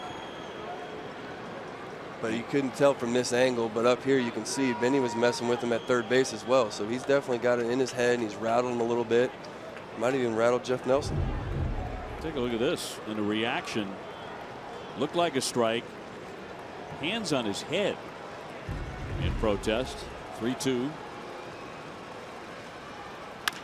Ground ball, base hit. Another run in. Benintendi will score. Red Sox on top 2-0. 90 RBIs for Mookie Betts. Cobb just livid with Nelson. He's not happy at all, and he's got every right to be. That was a strike. You know, but these guys are human back there, and they're going to miss some pitches. Someone just got thrown out. Cashy? Yeah, inside their dugout, somebody's been tossed out for Tampa Bay. Meanwhile, the Red Sox have doubled up the lead here. A balk in the inning. Obviously, it's not Cash. I wonder if it's Jim Hickey. I wonder if their pitching coach got tossed out. Mookie Betts with 2 RBIs tonight. Look at the pitch right here. It's a fastball, you know, right there on the corner. I think Ramos might have blocked him out a little bit, because if you see that pitch, is a good pitch right there on the corner, and Ramos kind of jumped up and maybe blocked Jeff's view. They're going to go to the left-hander Jennings with Moreland coming up. Cobb knocked out pretty early, although they were going to take him out of the game probably after 6 anyway. Red Sox on top here, 2-0, and we'll have more in a moment.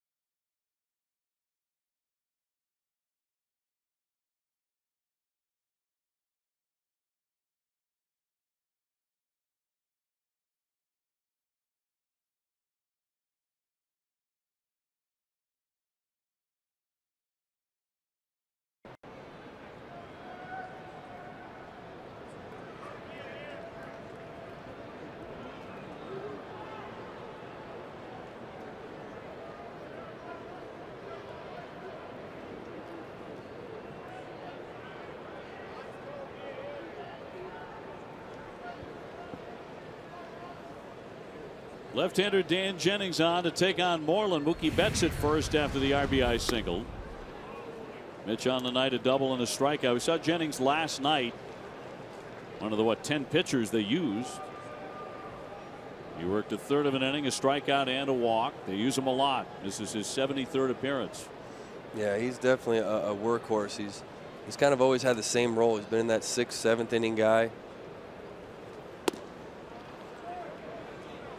It's a good pitch on the corner there, just a little bit off.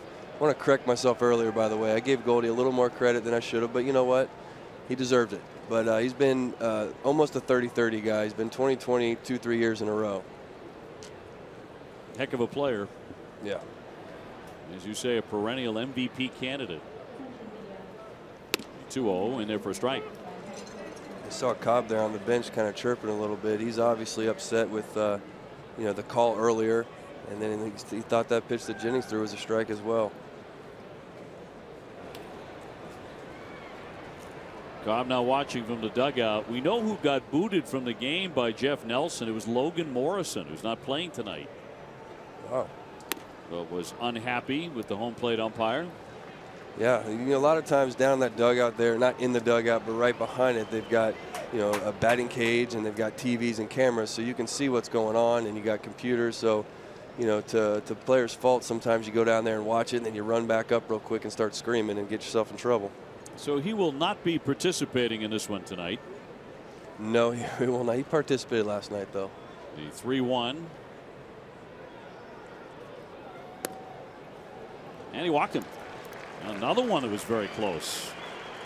Goes the Red Sox way. Moreland on with ball 4. For every RBI hit by a Franklin family batting glove member this season, Franklin Sports is donating to the Red Sox Foundation's RBI program to help revitalize baseball and softball in the inner cities.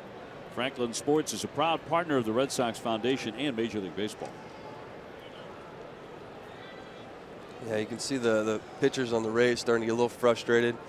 They're making good pitches. They're just borderline pitches that they're not getting, and the more they argue and the more they fuss, the less likely they're going to get those. Well, Chris Young facing a lefty, trying to make him pay. It's been such a strange season for Chris against left-handers. For whatever reason, he's hitting just 191 against them. Yeah, that's definitely not him. But he's still been able to produce. He's still been able to, you know, be a part of this team and help out, especially with the injuries that have gone on throughout the season. He's been a big part of this team and his veteran leadership as well. Tonight he's flied out, grounded out. Runners at first and second, 1 away. Red Sox ahead 2-0.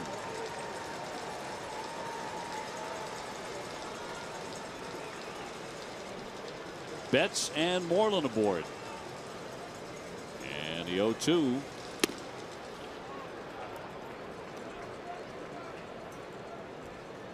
You know, Dan's not your typical left-handed relief pitcher. You know, he's only got 2 pitches. He's got the fastball and the slider.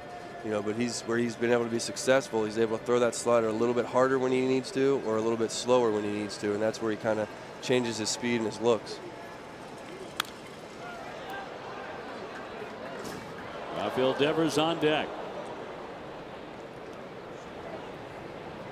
Cobb is still upset.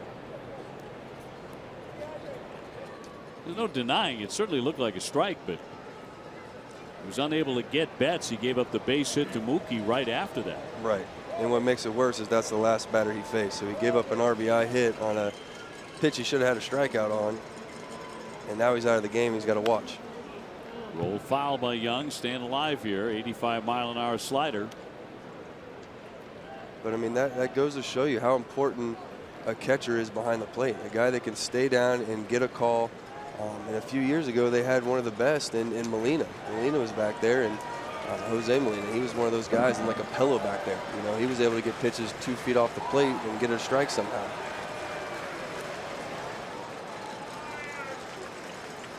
Two on and a 1-2, and that's going to be inside.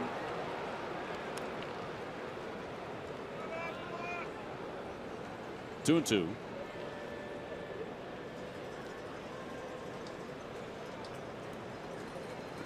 Red Sox bullpen See if they'll be necessary tonight. Porcello has been real sharp. Boys having a little powwow down there. There are a lot of them down there with the September call-ups. Here's the 2-2. A long at bat here for Young, really battling. Hey, Seabody's taking good swings on those fastballs. It's just those are pitches you don't usually see him miss. I mean, over the years he's just crushed left-handed pitching, and that's why he's been so successful throughout his career. But you know, those are pitches that he's not usually missing, and sometimes not playing every day can get your timing off. But you know, you see this fastball, he's a little bit underneath it, and he knows that he missed it.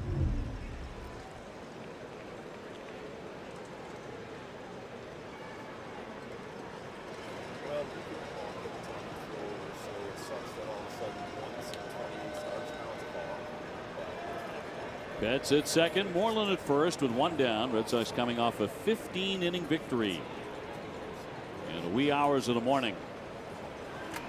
Coming from behind to stun Tampa Bay. 2-2. Swing and a miss, and he strikes out. So his problems against lefties continue. Yeah, there's just, I mean, he just doesn't look himself on those pitches for some reason. It's not like him to miss those pitches, especially something down and in like that. And they're fastballs. They're not like they're off-speed pitches, you know. And he's made his money on fastballs over the plate against left-handed pitching. I don't know if you can hear that or not, but Hickey was talking to Cobb over there, and it sounded like he was saying, you know, you've done it about 24, 25 times, and they never called a balk on you, and now they do. Line shot into left field, down the line. Smith giving chase. He's going to have to get right by him. In to score Betts. Moreland down to third. Well stung by Devers. And the Red Sox now lead it 3-0. Devers with his 21st RBI. That was a great piece of hitting. You know, facing a left-handed pitcher like Jennings, who's got such good stuff, great slider, great sinker. You know, he just takes a fastball and shoots it the other way. He's not trying to pull it and do too much. Just shoots it the other way. Malix kind of misplays it out there in left field and allows the run to score. It allows him to get the double and Mitch the third. 3-0 Sox. Turning into a very productive inning now. As Brock Holt will get in. A base hit and a strikeout for Brock tonight. He has two men ready to score as he looks at a strike. I know Brock's got a big fan at home watching right now. It was kind of cool. I was in the clubhouse today, and he was showing me some videos of his son, and his son's in this little scooter thing that you sit in and trying to get, like what babies do, they try and get into everything and open the cabinets and make noise. His son Griffin, who's become something of a sensation. Everybody loves to see what Griffin's up to these days, and Dad is very proud. Very. Puts him on there, and great little videos. Very, very proud Papa. I mean, he says he likes to go home at night, and his unwinding is to play videos of his little boy. Yes. That is Brock Holt right there. The 1-1.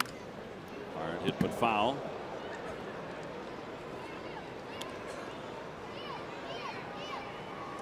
Second and third, 2 away. Sorry, just thinking about, you know, kids and life outside of this game. I mean, you know, what he's gone through this year with the scares he's had with concussions and different injuries. You know, being able to go home to, you know, your children and your wife, and, you know, those are the things that are comforting, and being able to make it kind of put everything in perspective for you. Just be dad. Yeah, it's kind of a release. I would think so. It's the kind of game that can really grind you down. It can. And it's not fair to those at home to take whatever's going on at the field, take it home with you, you know, and that's something I took pride in. I made sure whatever happened at the field, as soon as I walked out of the door, it stayed there. The 2-2. Little tapper towards short. Echeverria fires on to get him and retires the side, but the Red Sox now have a 3-0 lead here in the 6th inning at the Trop.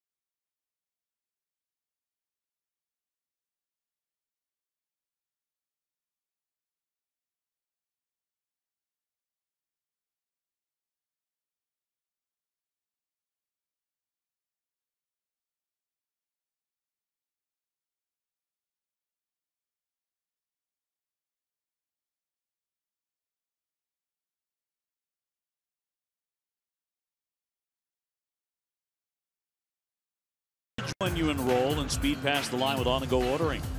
DD Perks, everybody deserves an upgrade. Download the Dunkin' app today. Speeding past the line may not be possible at all locations. Bunt attempt here by Malik. Smith rolling foul. 3-0. Red Sox have the lead behind Rick Porcello. Rick has had 3 innings where he's faced only 3 batters. The other 2 innings, only 4 batters. He's been very economical. 61 pitches. Yeah, he's only had 1 guy get in a scoring position. I mean, he's just been in kind of a robot mode. He's just saying, give me the ball, I'll make the pitch, over and over. Third baseman Devers in close, guarding against the bunt by Smith, and here's the 1-1. Porcello's pitching line brought to you by Ace Ticket. So through 5. 4 hits. He hasn't walked anybody. No surprise there. Knocked down by Devers. Has to hustle now. The throw is not going to get him. That'll be an error. Devers mishandling that shot by Smith. Yeah, you can see he was upset with that. It was almost like he kind of got lackadaisical and lost concentration for a second because there's such an easy line drive out. Just kind of lost sight of the ball. They hit off his glove, and Malik is able to be safe.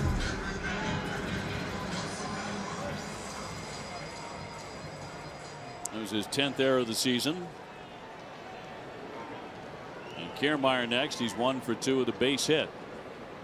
And those errors are the tough ones because those are just so easy to catch, and it's almost like a mental error as opposed to a physical.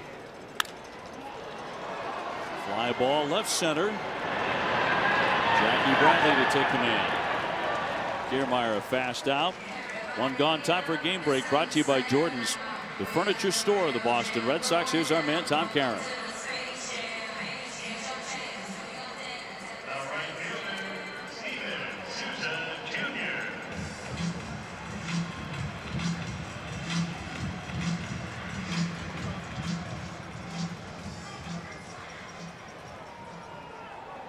Tom, thank you so much.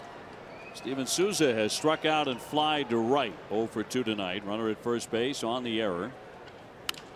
He goes after the first pitch. Routine flare. Jackie Bradley in. And they're 2 down. They're staying with that aggressive approach. And, even though Devers made the error, Ricks knows that sometimes you got to get 4 outs in an inning. He should be out of it right now, but he's got to get 1 more out right here and get his team back in the dugout. Stay tuned for Red Sox Final presented by Plain Ridge Park Casino. TC and Jim will have an update on the playoff races in the American League and maybe some ghost stories. I hope.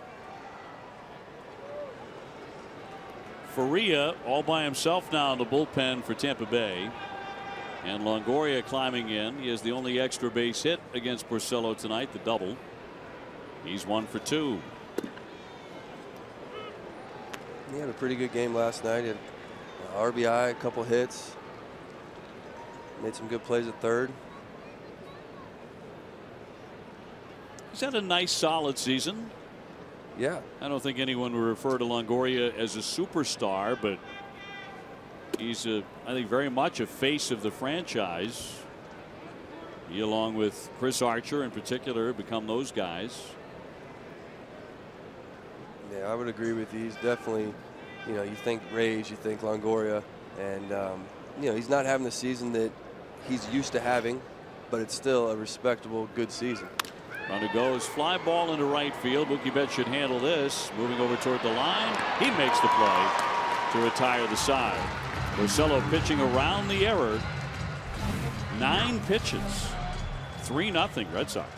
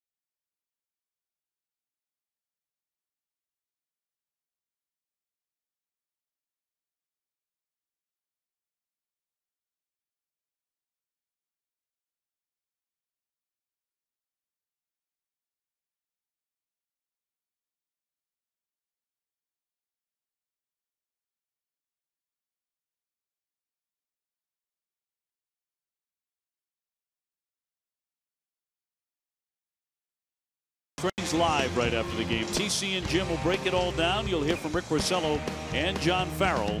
Whatever, whenever, wherever. Who but W.B. Mason? Rafael Devers made an error that Rick Porcello pitched around completely, but he was not happy with himself. No, he wasn't. You see the frustration, you know, and kind of got mad, got a little upset at the wall, and John Farrell walks over and lets him know, hey, you know, everything's all right, you're good. But I'm telling you right now, as a player, as a teammate, I look at that and I say, you know what, this kid cares. He's not just up there trying to hit homers and be a selfish player. You know, he made an error on the field, and that's what he's worried about. He's not worried about the big hit he got, you know, he's thinking about that error for his pitcher. There's an RBI double. Jackie Bradley leading off here in the 7th inning.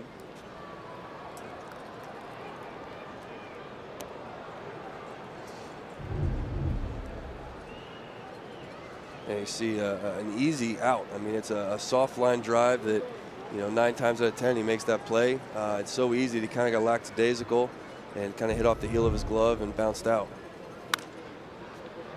Jackie's grounded a short and struck out tonight. Bogart's next, and then Vasquez. Vasquez with 2 more hits. I mean, it's rare to see that. I mean, Bogey was one of those kids. You know, he was a young guy coming up. He was one of the youngest on the team. And, you know, he cared more about his teammates and his defense than he did what he did at the plate. You know, so to see a young kid like that care, you know, at this point in his career and what he's been through, you know, that's just so refreshing to see from an outsider. Jake Faria, the pitcher, just reinstated yesterday from the 10-day DL. He was out with an abdominal strain. His first 13 appearances with the Rays were all starts. He's been a bit of a strikeout guy. When he's been healthy, he racks up the Ks. He's in front 1-2 on Jackie Bradley. He looks like a big, tall guy, over top. You know, you see a good fastball. Velocity's not there, but sometimes, you know, that rotational spin can make it look harder than it really is. He threw a good slider to Jackie. He was able to foul off. Looks like he's got pretty good stuff. And he strikes him out. Jackie 0 for 3 tonight. 1 away in the Red Sox 7th. Fans want to be part of the Franklin family. Enter for a chance to win custom batting gloves for your entire baseball or softball team, courtesy of Franklin Sports. You can visit franklinsports.com/Nesson to enter. Franklin Sports is proud to be the official batting glove of Major League Baseball. You see him throw Jackie all 3 of his pitches: the fastball, the curveball, you know, and that changeup. And the changeup was a really good pitch, 2-strike pitch. Faria out of Southern California makes his home now in Anaheim, the home of the Angels.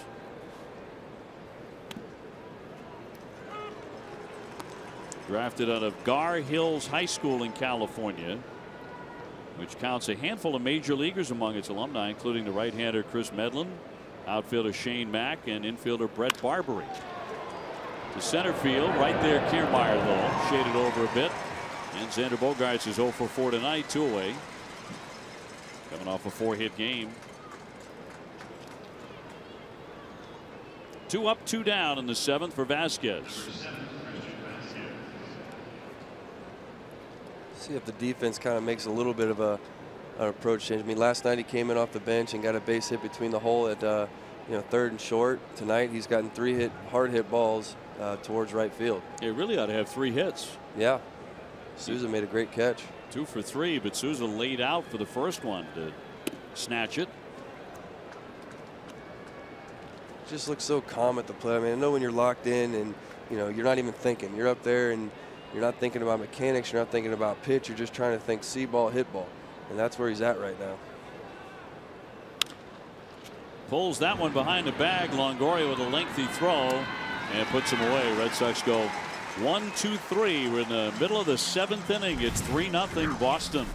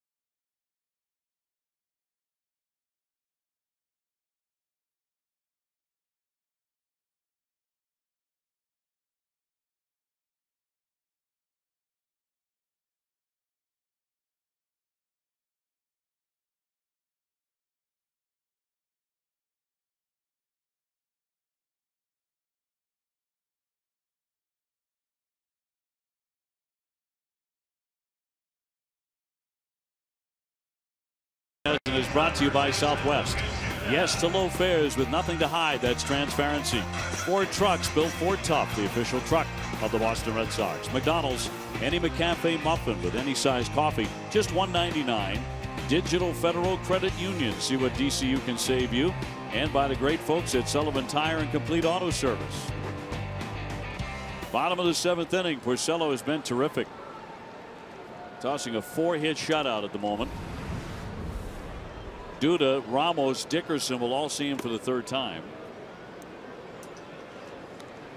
Absolutely no activity in the Sox bullpen. As there should not be. Those guys could use a day or two off. I think Ricky would like to go the distance tonight as well. Pop up, foul ground. Moreland over toward the seats, has room, and he's got it. Duda 0 for 3, 1 away. Sox fans, for the final home games, you can bring the whole family to Fenway with a family 4-pack. You get 4 tickets, 4 Fenway Franks, and 4 fountain sodas courtesy of Aramark. Go to redsox.com/family 4-packs to get this great deal today. You know, we've talked about how hot Vasquez's been and how great the catching's been for the Red Sox this year. You know, one of the stories last night that we really didn't talk about, which I think should have been talked about, is how well Swihart did behind the plate. Yeah, really did.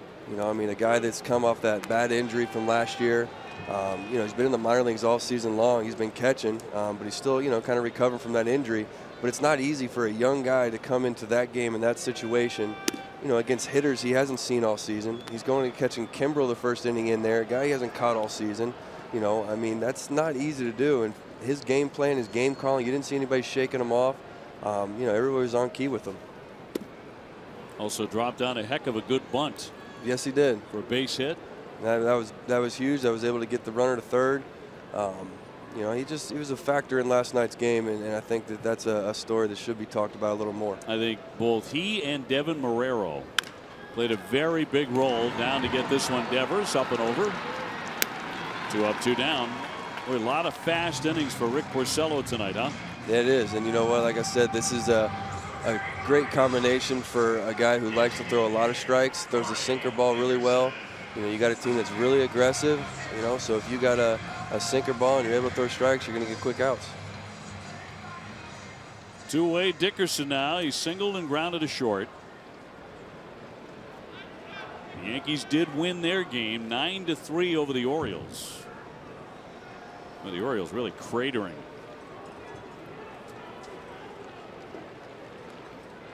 They've lost 9 of their last 10, Baltimore. Now the Red Sox are heading there next. And you know Buck Showalter loves to beat the Red Sox. Yes, he does, and it's going to be one of those series that's going to be watched by a lot of people.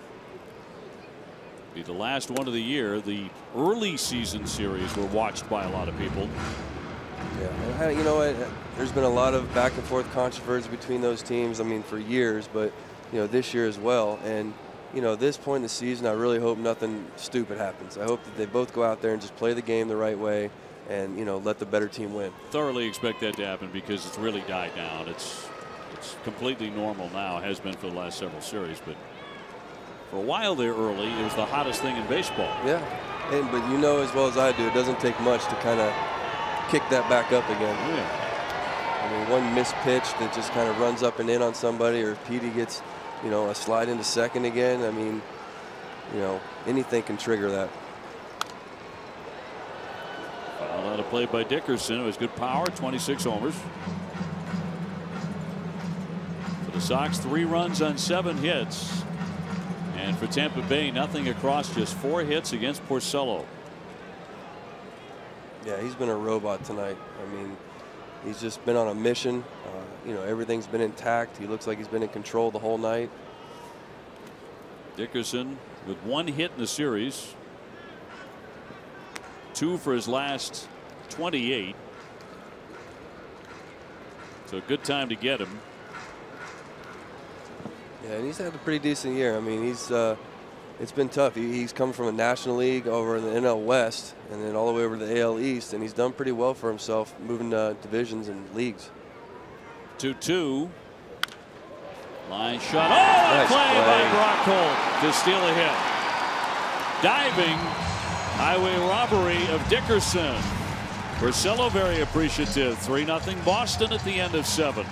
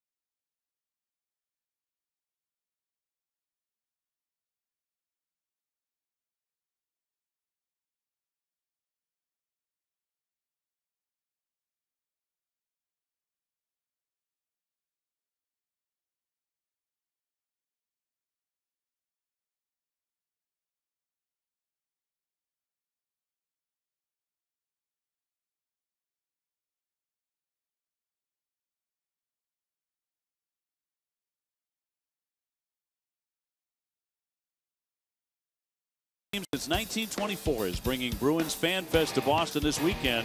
Tomorrow the Bruins will be at Warrior Ice Arena from 9:30 in the morning to 3. Admission is free. For more information, visit NESN.com/FanFest. Jared Saltalamacchia, Dave O'Brien, Jemai Webster with you from the Trop here in St. Petersburg. Red Sox with a 3-0 lead. What has certainly been one of the top pitching performances of the season by Rick Porcello. Not just one of his, but one of the Red Sox staff's best at this point. Yeah, we talked about earlier how comfortable he feels in this stadium. I mean, a 1.94 ERA at this stadium this year.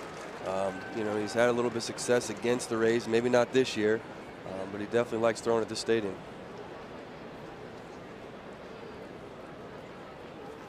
Benintendi 0 for 3, Jemai. Looking for his first hit tonight, Dave, but as Salty knows, baseball players, creatures of habit, but recently Andrew Benintendi made an adjustment to his bat handle. He had Brock Holt add lizard skin to it. He says it's helped his grip because his hands tend to slip off the handle at times. And we think about the month of August that he had.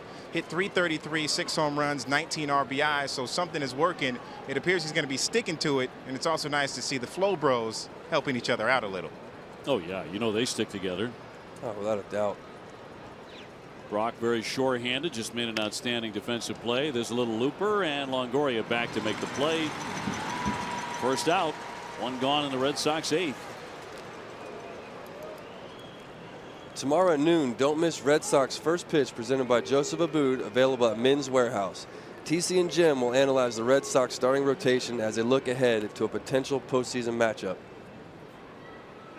Wow, you just, you know, you're getting better and better with these and more confident. And I'll tell you what, I read really, really good.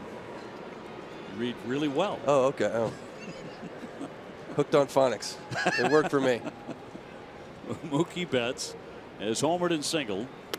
Good night for Mookie. 2 RBIs, up to 90 for the year. A 3-0 Red Sox advantage here. Moreland on deck.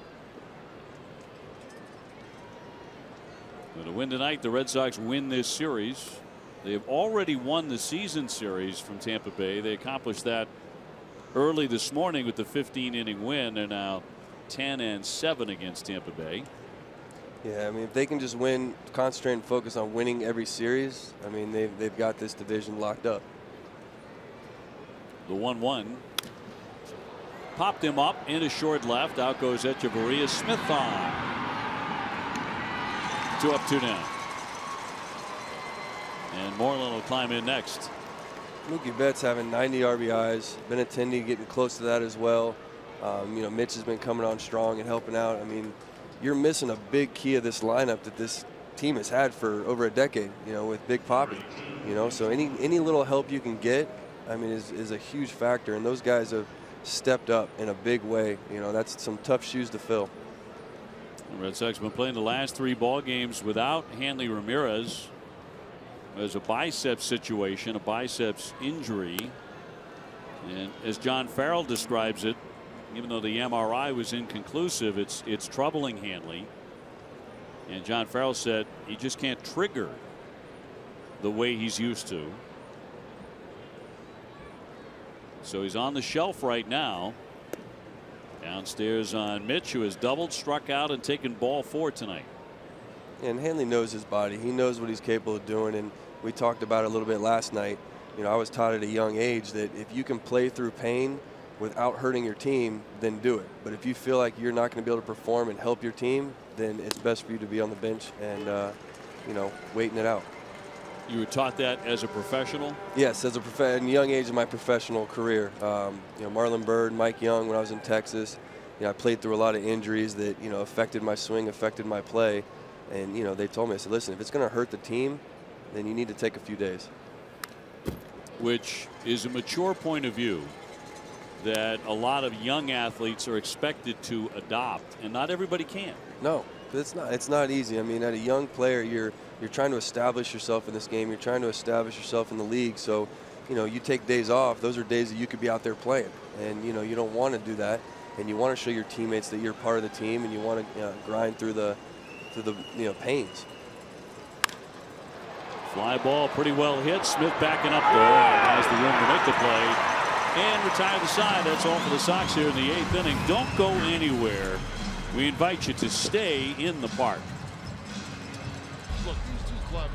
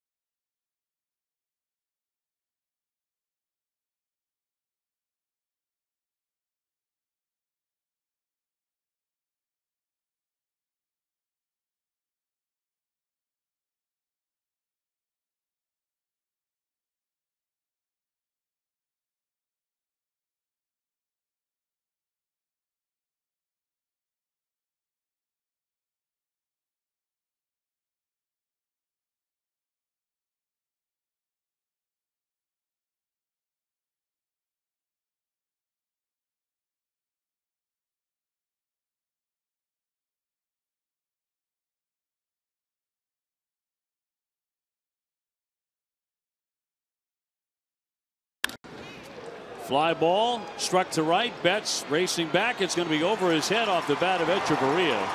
He'll have an extra base hit into second base safe. His second hit tonight. Our game summary brought to you by Xfinity. Red Sox on top 3-0 here in the bottom of the 8th inning. And Rick Porcello has been terrific. So far a shutout bid. Betts 2 for 4 with a home run, 2 RBIs. Red Sox knocking Cobb out in 5 1/3. Longoria 1 for 3 with a double for the Rays. The Tampa Bay Rays have continued to be aggressive on that first pitch. You see Hetchy there going up to the first pitch, hitting it off the wall for a double. You know, it's the second time tonight that a Rays runner has been in scoring position. Madison Reed loosening in the pen. Brad Miller, the batter, he's flied out and grounded out.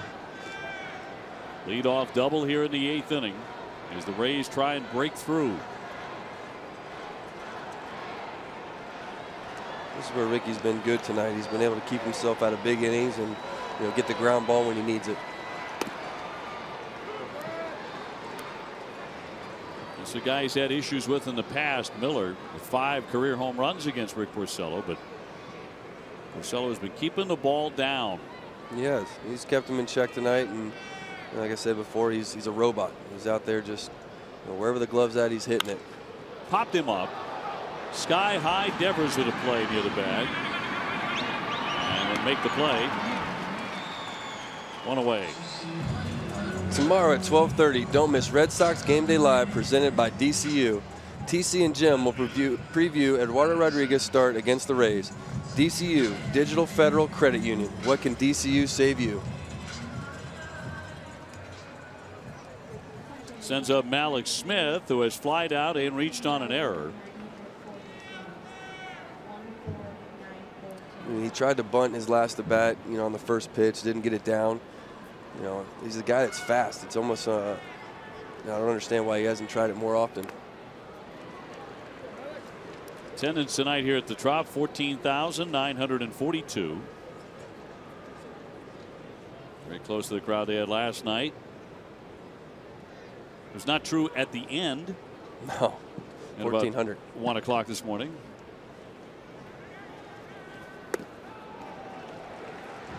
Rick just continues to pound that strike zone. I mean, he's been 0-2, I want to say, on 90% of the hitters tonight. I mean, he's just getting ahead of these guys, and that just goes to show you, if you're a young pitcher watching the game, or, you know, a young guy coming up in the minor leagues, look what happens when you get ahead of hitters. You know, you put them on defense, you make them swing at pitches that normally they shouldn't swing at.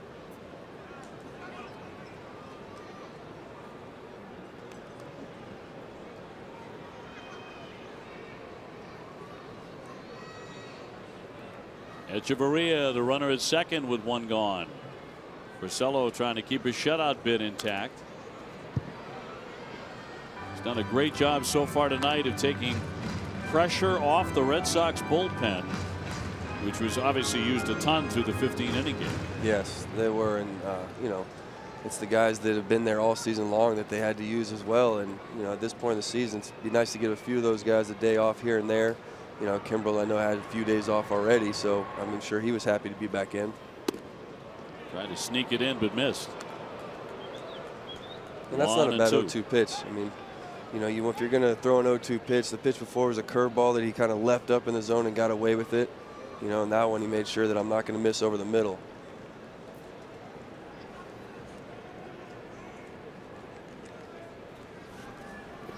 He would not bite on the curveball. So he is at 90 pitches. Still in excellent shape there. Complete game still within his grasp, although Reed's still warming up. Yeah, I mean, he's still in a good situation. I mean, this is still a crucial part in the game. I mean, you're in the bottom of the 8th inning. You got a guy in scoring position. You know, Kim Rondek hit a homer last night, so you got to keep these guys off the bases. You know, worst case scenario is you get a guy on right here, and now you got a chance to let the guy on deck tie the ball game up. Well, given what the Yankees were doing today, they had a big lead by the time Porcello came out to throw his first pitch. They went on to win 9-3. No question, this was his most important start of the season. Yes, and he knew it. 3-2. That one gets away. It's ball 4. And down to third, Echeverria. So Vasquez not happy with himself. Time for the Unlimited Baseball break, brought to you by T-Mobile. Looking at probable starters for tomorrow. Eduardo Rodriguez against Odorizzi. That'll be the finale of the series. Here comes John Farrell. He's made the move. So Rick Porcello is going to be taken out of the ball game. And he pitched to Dandy into the 8th inning, 7 1/3. He will go no deeper than that. He finally walked a man, the last man he faced, in Malik Smith. And the Sox fans in attendance give him a standing ovation around that dugout. Red Sox ahead 3-0, and we're back with more in a moment.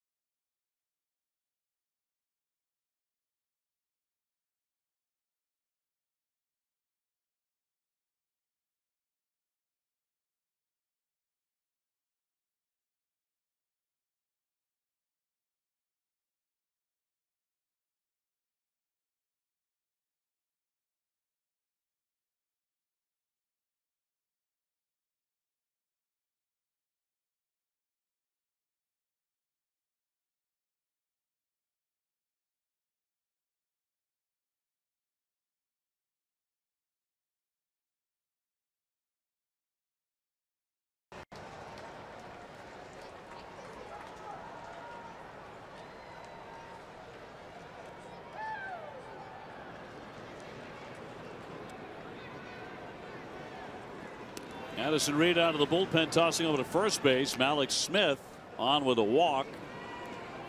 Echeverria advanced second and third on a passed ball moments ago. And Rick Porcello done after 7 1/3 with Kiermaier the batter. Kiermaier's gone 1 for 3 with a base hit. Tommy Hunter loosening up in the bullpen now for Tampa Bay. So Rick Porcello with as strong an effort as he has had all season long, quite frankly. 5 hits, no runs, none yet charged to him. The runners on first and second belong to him. Yeah, you really hate to see him come out of the game right there. I mean, he had plenty of pitches left. He's gone over 100 pitches, numerous times this season. All night long he's been able to get that ground ball when he needs it. He's been able to throw the ball. Yeah, it's his first walk, but he's still capable of getting a ground ball double play, which is what they need right now. Hot shot, got the out at first, down to second, throw again to the runner, and here comes Echeverria. He is going to score from third base. There goes the shutout tonight. That'll make it 3-1 and put a runner at third base. So charge that run to Rick Porcello. Echeverria comes motoring home on a throw by Moreland that struck the runner. Yeah, this is a tough play for Mitch. You're so close to the bag, so you got to touch the base to get the out. He tried to throw it around Malix, but unfortunately it went right into the center of his back and trickled out to the outfield to let Petsy score. Smith down to third. Yeah, because Hetchy wasn't going until the ball went to the outfield. Error charge to Moreland. The 2 down. Big swing and a miss by Souza, who's gone 0 for 3. 3-1 game here in the bottom of the 8th.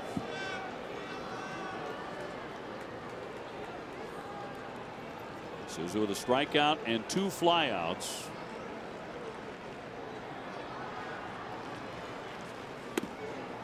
Quickly 0-2.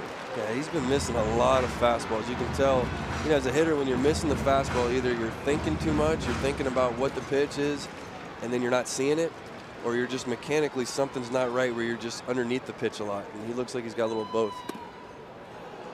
He didn't miss by much. 1-2.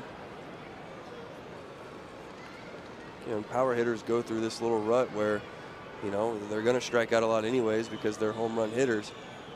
You know, when things go wrong, that, you know, drought seems to drag. Pop foul out of play.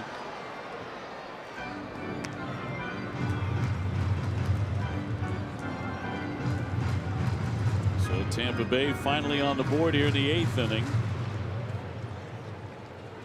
This is the second inning all game long where they've actually had guys in scoring position and an opportunity to do something.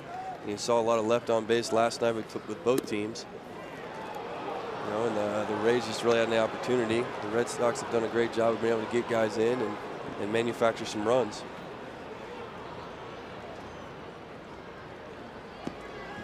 And Smith 90 feet away.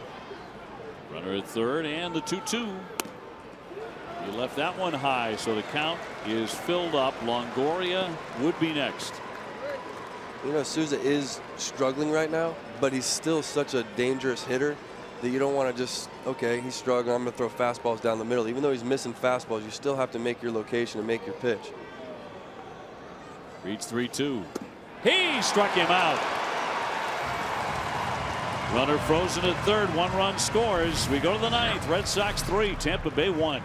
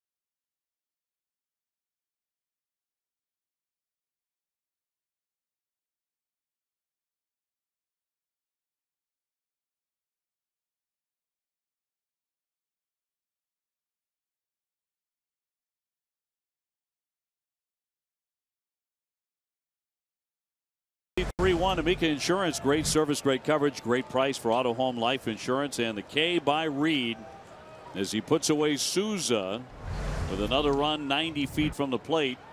Sox still on top 3-1. Young to lead off here in the 9th inning. That run, incidentally, was an unearned run.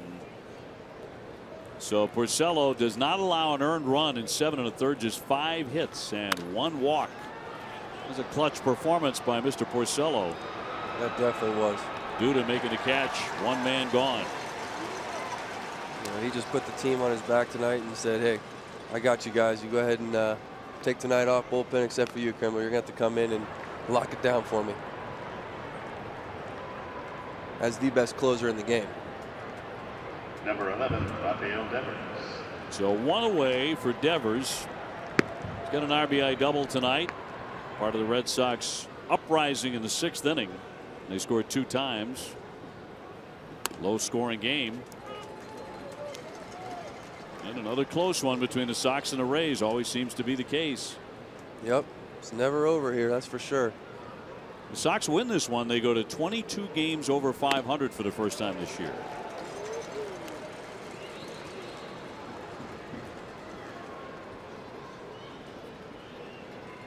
Yankees winners earlier 9-3 against the Orioles. That'll be the next stop for the Sox on to Baltimore. after tomorrow's game. Right at Miller, the second baseman, gobbles and gets him. 2 up and 2 down. And Brock Holt will be up next. After a long night last night, getting in, going to sleep late, waking up, an hour earlier game, the Red Sox have done a great job tonight of, not trying to put the team on their shoulders. Rick's done it tonight, obviously, but as a hitters, they've just kind of taken what Alex was giving them. They did a good job. That 6th inning, they rattled him. They got him to balk. They got him, stolen third base. They were really in his head. The Mookie Betts most of the offense tonight, a home run and an RBI single, but a starting pitcher can do that. Can lift an entire ball club up. The Red Sox were coming off a real high point, another extra inning win, 15 inning victory, terrific win coming from behind, but the bullpen was going to be ragged. Yeah. And they needed a long start and a quality start, and they got one tonight at Porcello. They definitely did. I mean, it could have gone either way. And, Rick, like I said, he came in on a mission. He said, I'm going to get ahead of these hitters. He got his offense back in the dugout as quick as possible, because that's really what affects hitters. If they're staying on the field too long, they get out of their rhythm, they get in the dugout, they're tired. You want to get those guys back in the dugout as quick as possible. 2-1 to Brock Holt, across for a strike.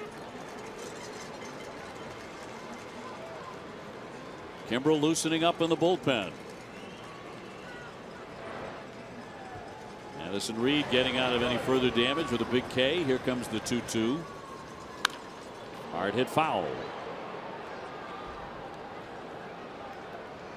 At this point in the season, you're getting ready for a playoff, and every start or every at bat is just kind of leading up towards that. So I think Ricky's going to take tonight's start and move it toward his next start and just kind of keep building and let it trickle towards the playoff. 2-2 coming to Holt.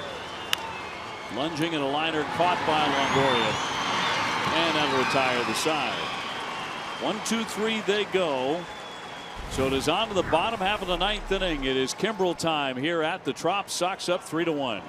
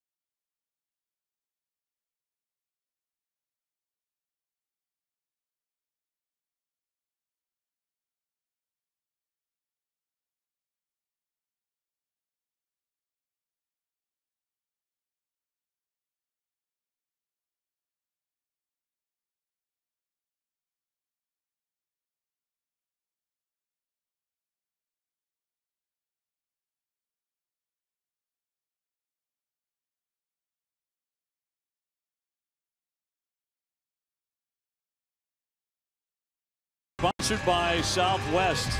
Yes to low fares with nothing to hide. That's transparency.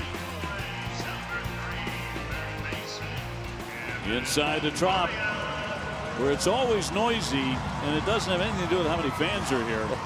Red Sox have a 3-1 lead, and Craig Kimbrel coming on. Bob's Discount Furniture is going to bat for the Jimmy Fund again this year.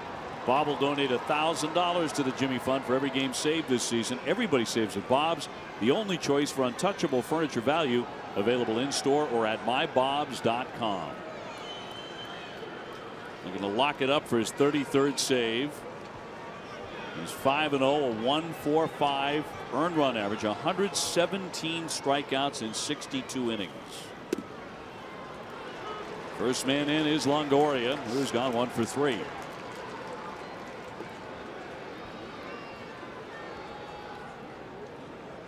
Red Sox trying to take the first 2 games of the series in this all-important road trip.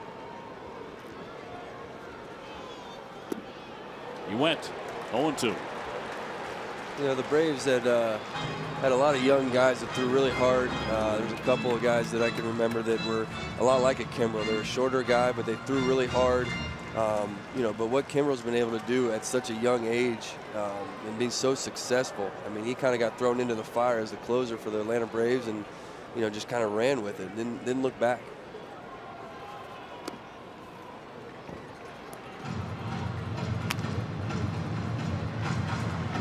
I saw the Red Sox get him in that trade. You know, the Red Sox have been really, really fortunate with the closers they've had over the years. Greg, 29 years old, 31 saves last year. He's had save seasons of 46, 42, 50, 47.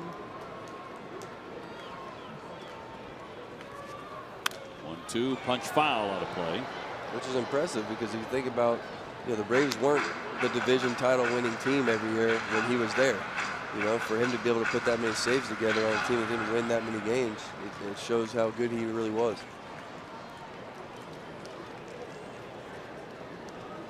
.288 career saves.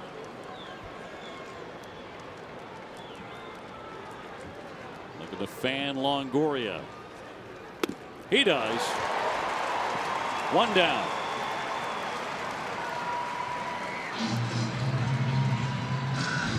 We talked about last night how unfair it is to, you know, have the weapons he has. I mean, he throws that slider that's devastating as it is, and then he comes back with a 99-mile fastball that just rises up over Longoria's barrel.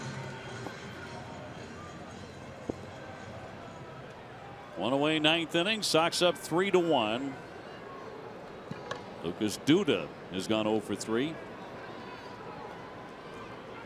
see his numbers there. He's leading with a 1.45 ERA. You know, Andrew Miller right there on his heels, and Andrew Miller's done pretty well for himself. You know, all-star closer as well.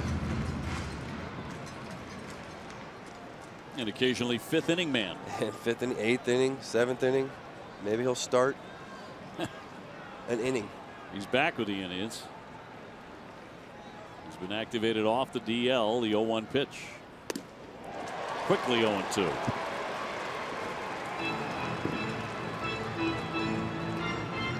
Red Sox looking to maintain a 3-game lead over the Yankees, which they can do by putting this one into the win column. You see Lucas Duda getting the start, you know, over Logan Morrison. You know, at this point, Logan's not available because he already got thrown out from the game. But you know, guys with 36 home runs, you know, it's tough not to put that in your lineup.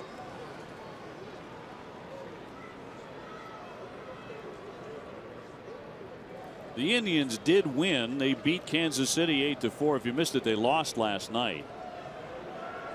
They've started a new winning streak. Yeah, that was really cool. I mean, you saw all the players standing up outside the dugout, thanking the fans for coming out and supporting them. Swing and a miss, strike 3, back-to-back Ks. 2 down in the 9th for Kimbrel.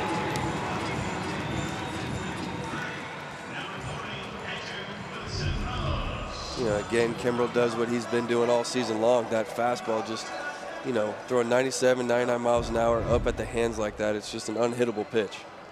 What a weapon. What a weapon. Yep. Red Sox pitching has been superb. Here's Ramos. He's gone 0 for 3. They've kept him quiet tonight, which is, you know, a good thing. As I told you before, every time I went into a team and went into a series, we always picked one guy. We said, this is the guy that we're not going to allow beat us.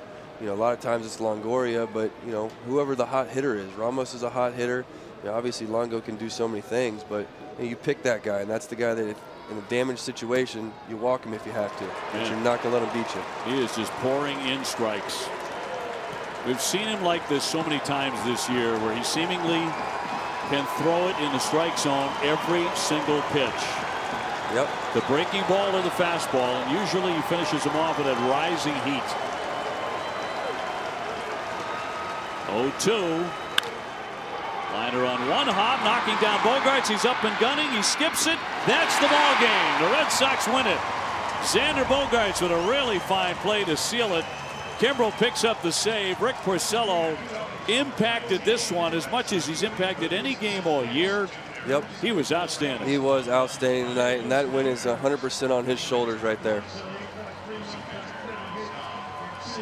I don't know, 2:44 the time of game, TC. What do we do now? Are we Go supposed to be hunting. here? Yeah, we're going to go ghost hunting with Salty. Back to you guys.